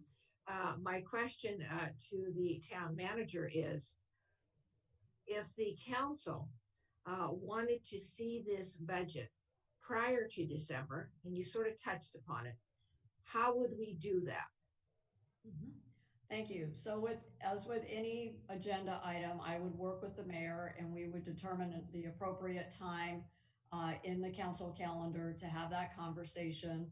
We're happy to bring the expert information that we're getting from the county tax assessor, our hotel industry, as well as our sales tax consultant. I can provide that to you as an information memorandum, or we can have a council discussion about those revenue trends, very open to having those conversations in the early fall or late summer. That's perfectly fine if that's the will of the council and the mayor. I do want to assure you that this is a viable budget. We took down our base revenues quite significantly with the expert advice of our sales tax consultant and the tax assessor himself, our property tax. So we've really used the best information that's available. So we think that this is realistic. It's possible that there may be additional modifications. And again, we're thinking long term. Obviously we want to make sure we have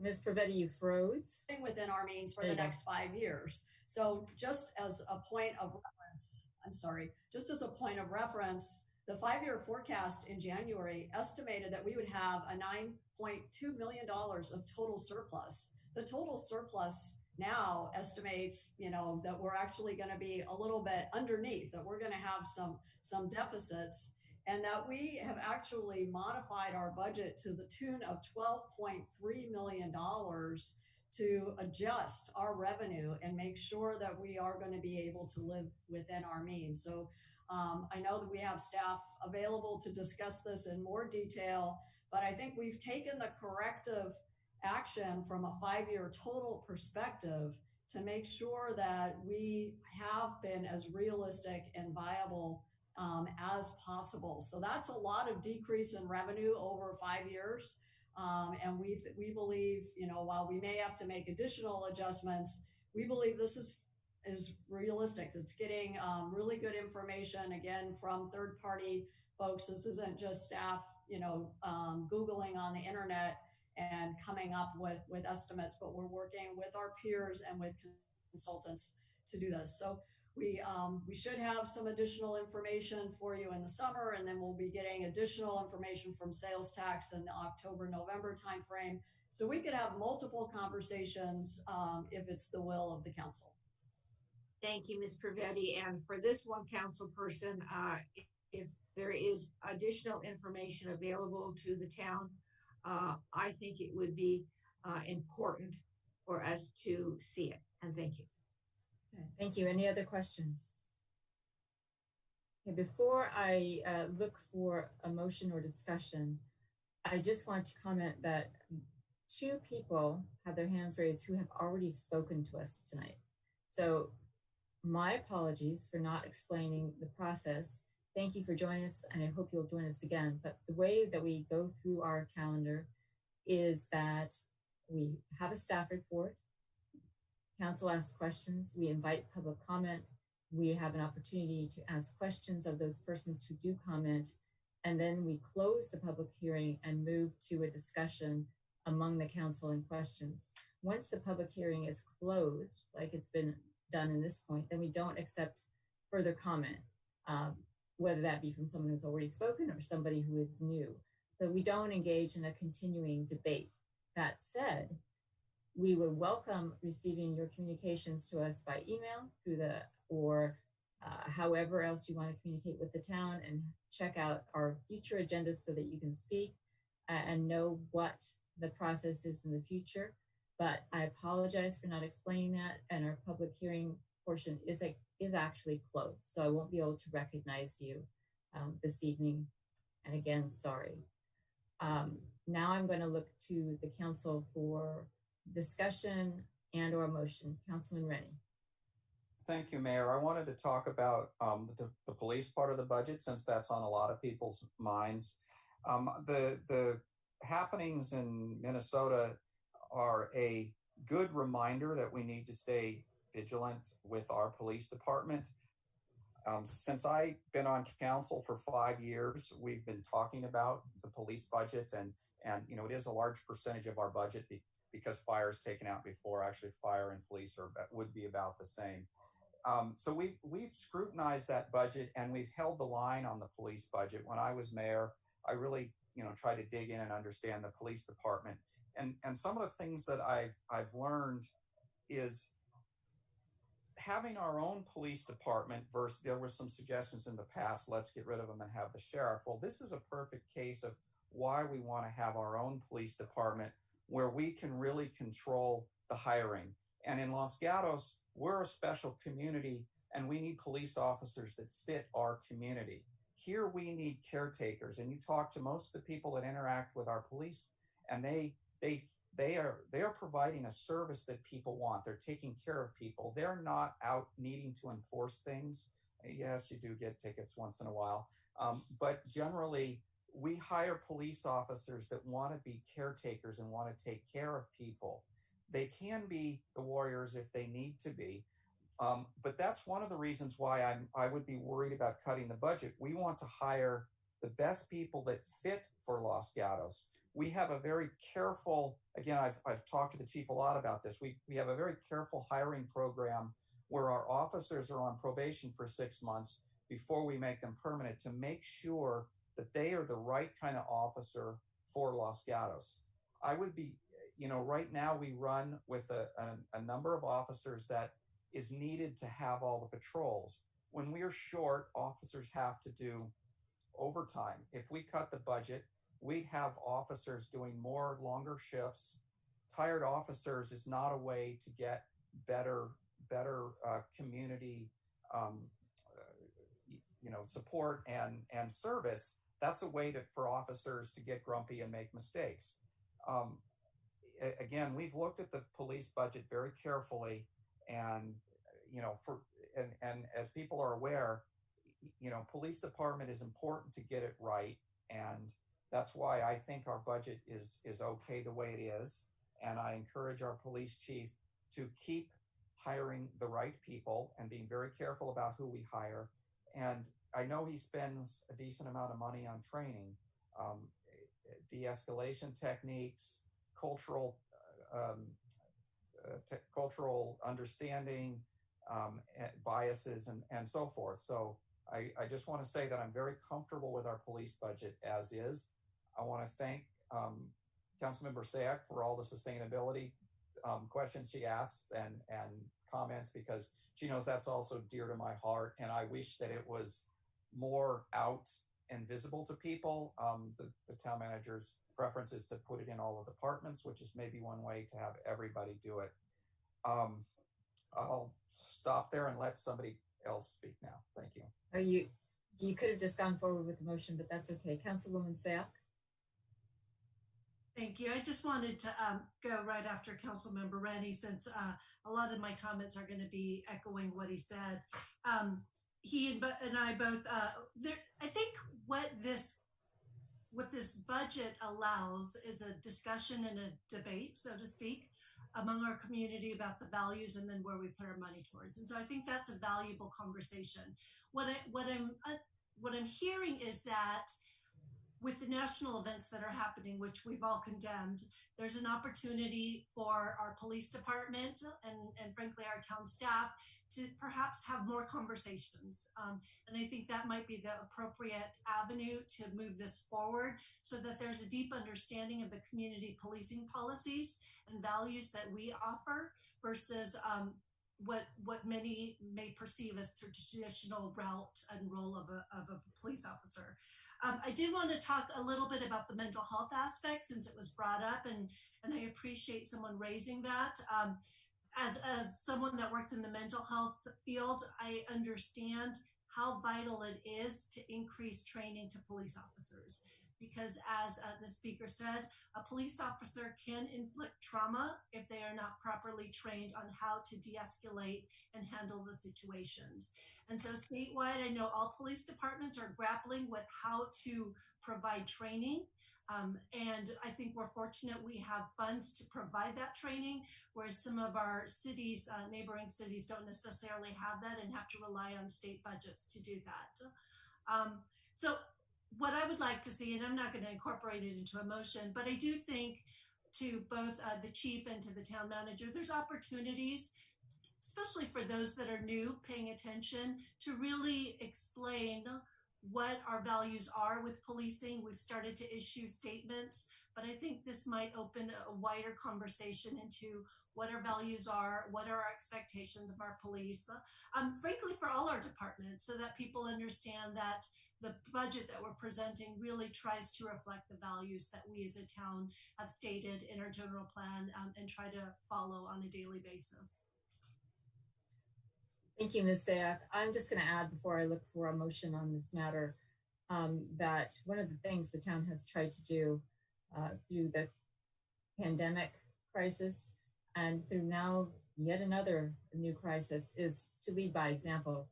And we are putting out statements as to the condemnation of the events in Minnesota, and we are letting our citizens know that we are ready for peaceful protests and support them, but that police ultimately have the job to keep the public safe.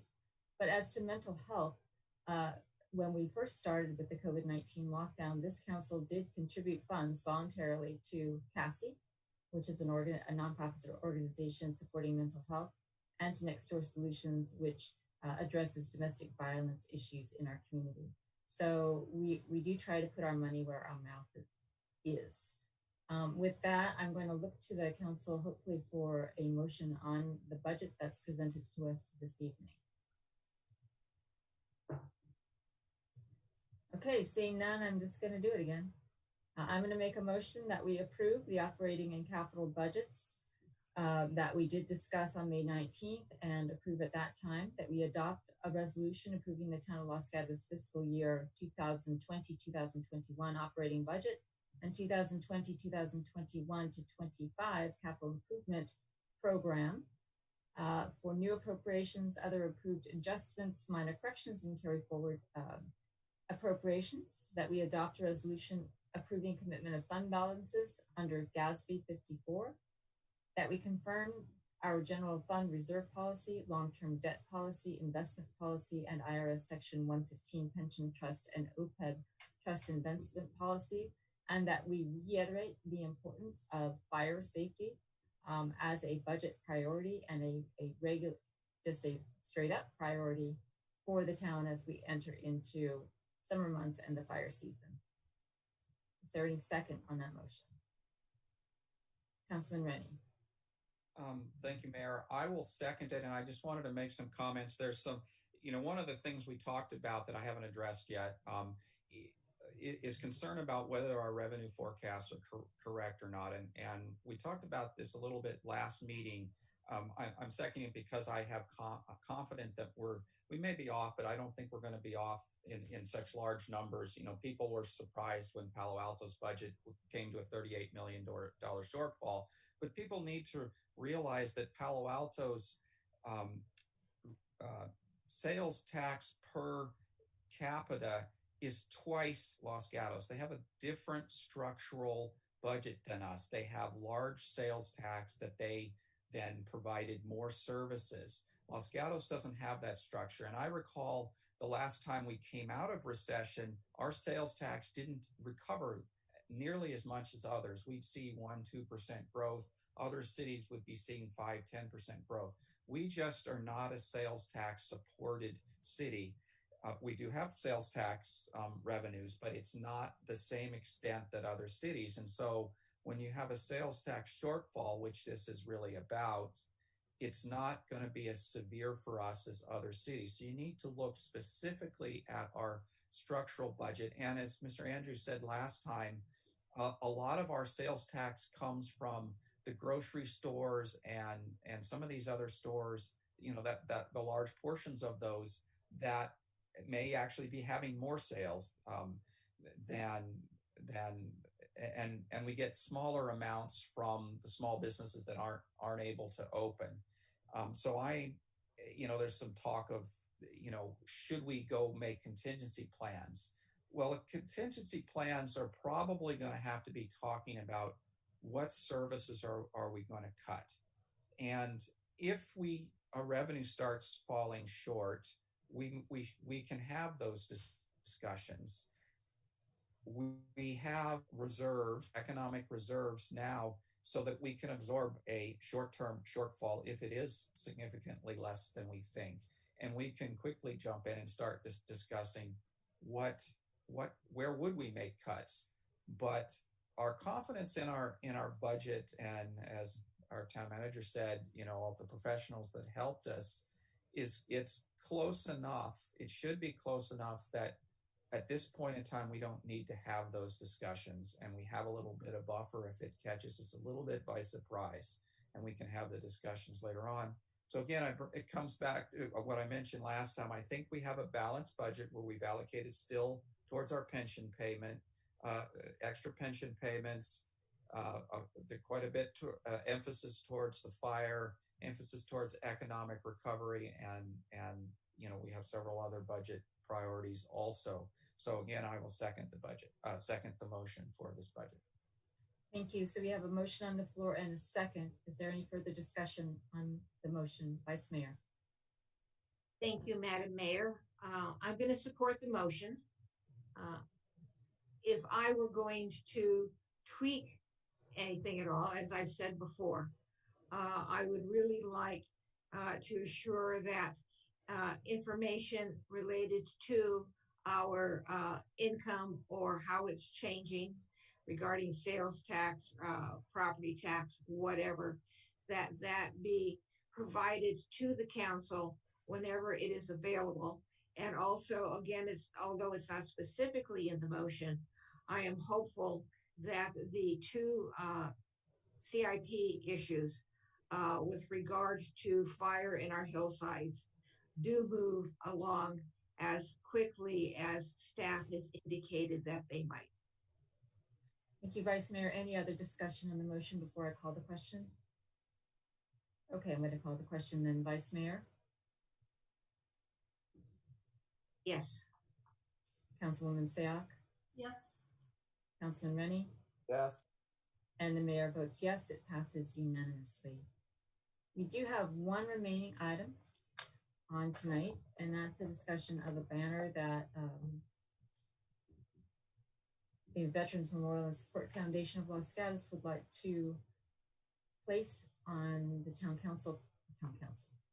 the Town Civic Center property. And I'm not sure who's going to be addressing that for us this evening by way of staff. I'm sorry. Mr. Mullen, yes. I see you there. Hello. Thank you. Thank you, Mayor. The Veterans Memorial and Support Foundation of Los Gatos has submitted an application for a temporary sign permit to erect a sign recognizing healthcare workers, first responders, U.S. military service members, and essential workers in the battle against the COVID-19 pandemic. The proposed vinyl sign would be installed at the Civic Center between two large redwood trees located just north of the Veterans Memorial. A discussion related to the duration for the sign's installation and tree preservation are included with your staff report. Staff is recommending approval of the temporary sign subject to conditions included as attachment to your staff report. This concludes staff's presentation, and I'm happy to answer any questions. Thank you very much, Mr. Mullen. Are there any questions? Seeing none, I'm going to move to the public speakers. John Lochner.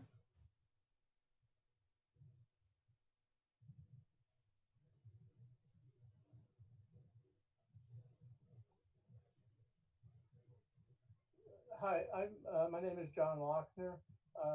Madam Mayor, members of the Town Council, it's a pleasure to talk with you about this.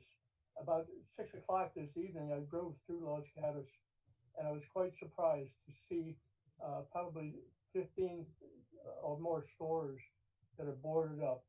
And it took me back to 1989 when we had the earthquake, and we boarded stores up. Boarded the windows up at that time, but it's a sad thing to see, to drive down the street and to see the windows boarded up.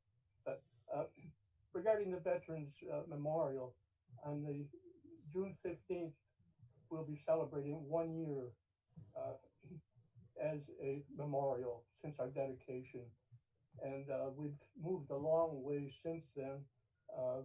We have installed well over 215 pavers of people in the community and all through the United States.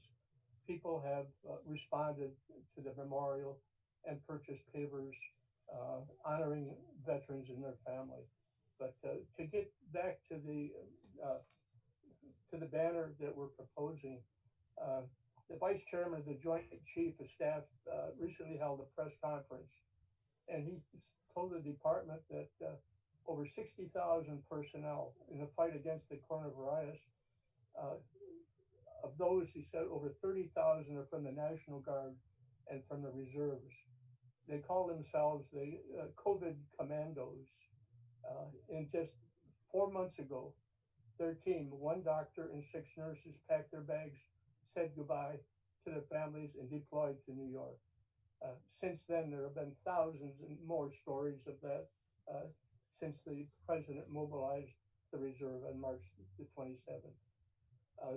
They're moving fast to help their fellow citizens in a time of crisis, helping to support the heroic doctors and nurses already there who are tired and have been fighting that disease for the last few weeks, and they need our support. That's what they're there for, and that's what we're there for. Those are just a few examples of the sacrifice that the citizen airmen and citizen soldiers are making from all units in order to fight and improve the lives of the Americans. In addition to the hospital ships, our Navy, our National Guard, our local people have been are on duty currently, and regarding other things, but they're doing incredible work, and we feel that it's important for us and for the community to thank them all and honor them for their service to the people. Thank you. Thank you, Mr. Lochner. Are there any questions? Yes. There are not any questions, so thank you very much, sir.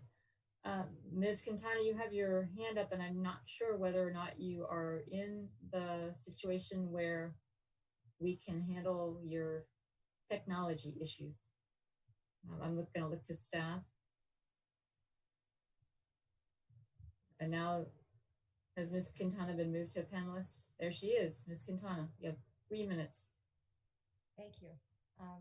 Again, I'm not commenting on the subject of the banner or the banner itself, but I do want to comment on whether the application for the temporary sign fits within the context and meaning of our zoning code in chapter 29 or the definition of a special event in chapter 14 of municipal code.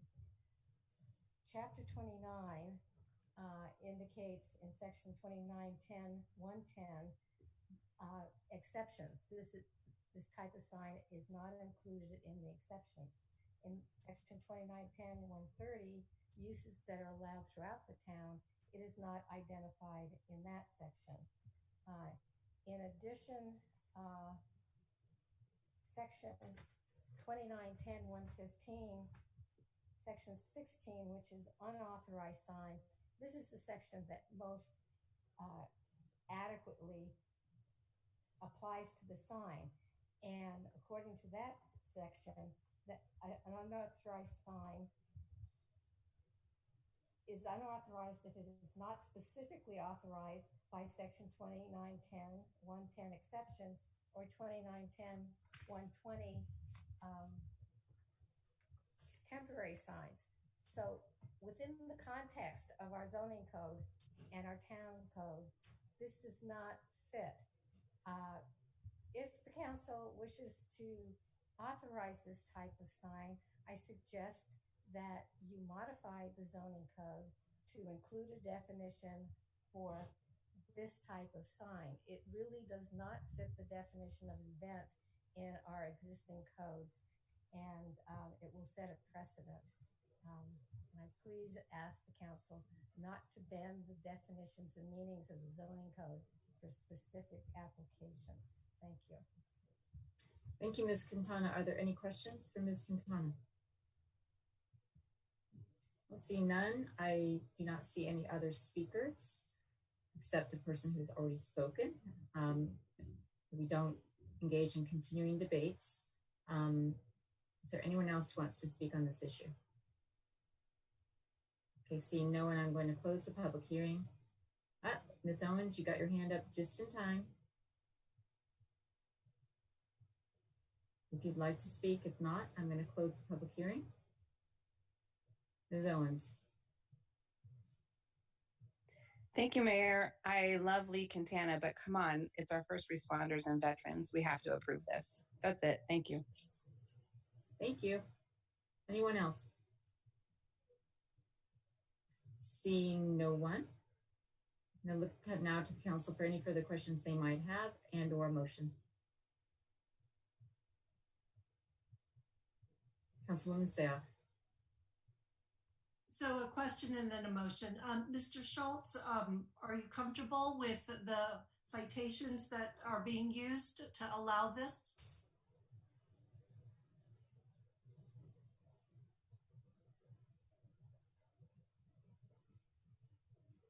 If not, Mr. Schultz, anyone? Yeah, no, I'm here. I'm sorry, I hit the wrong button. I certainly agree with Ms. Quintana's comments that it doesn't fit in to the exact definitions, and that's why it's in front of you. If it fit into a clear definition of these categories, staff would have made that decision. We elevated it to council because it doesn't quite fit into that definition so that it could be approved by you. I don't think it creates any precedence because it's town property. Even with whatever the code section said, even if this said specifically it wasn't allowed, the town has the ability to waive any of its code sections on its own property. And that's why it's in front of you to make that decision, whether it fits or doesn't fit in within that category is debated, but because it's town property and because the council's making the decision, it has the ability to do so. Okay, thank you. So with that, I'm going to move that we approve the temporary sign permit application. Recognize that this doesn't necessarily fit within our zoning codes, but we're also in a situation where no one would have anticipated a pandemic of this nature. So given the extenuating circumstances we're in, I move that we approve the temporary sign permit application. A motion on the table, Vice Mayor. Thank you. I'm going to second the motion. I don't disagree with Ms. Quintana, but this is an extraordinary situation, and this is a limited amount of time for which they're making the request. Mr. Rennie, you also had your hand up. I pretty much want to make the same point as Ms. Spector, that this is an extraordinary time, and we are doing extraordinary things to support the people that are getting us through this. This is an important gesture, but I wouldn't want to change the code and allow these in non-extraordinary times. So I think it's appropriate to do it as an extraordinary times kind of thing and not make a change to the code. Okay, we have a motion on the floor and a second. Again, a roll call vote. Councilman Rennie. Yes. Councilwoman Seah. Yes. Vice Mayor Spector. Yes. The mayor votes yes, it passes unanimously. And if there's nothing further, that is the end of our meeting tonight. Thank you all for participating. Thank you all for your help. Stay safe, be smart, exercise your rights in a reasonable way, and we will respect that. But hopefully we will not have any incidents tomorrow. We can look forward to our businesses opening up over the weekend. So thank you all and good night.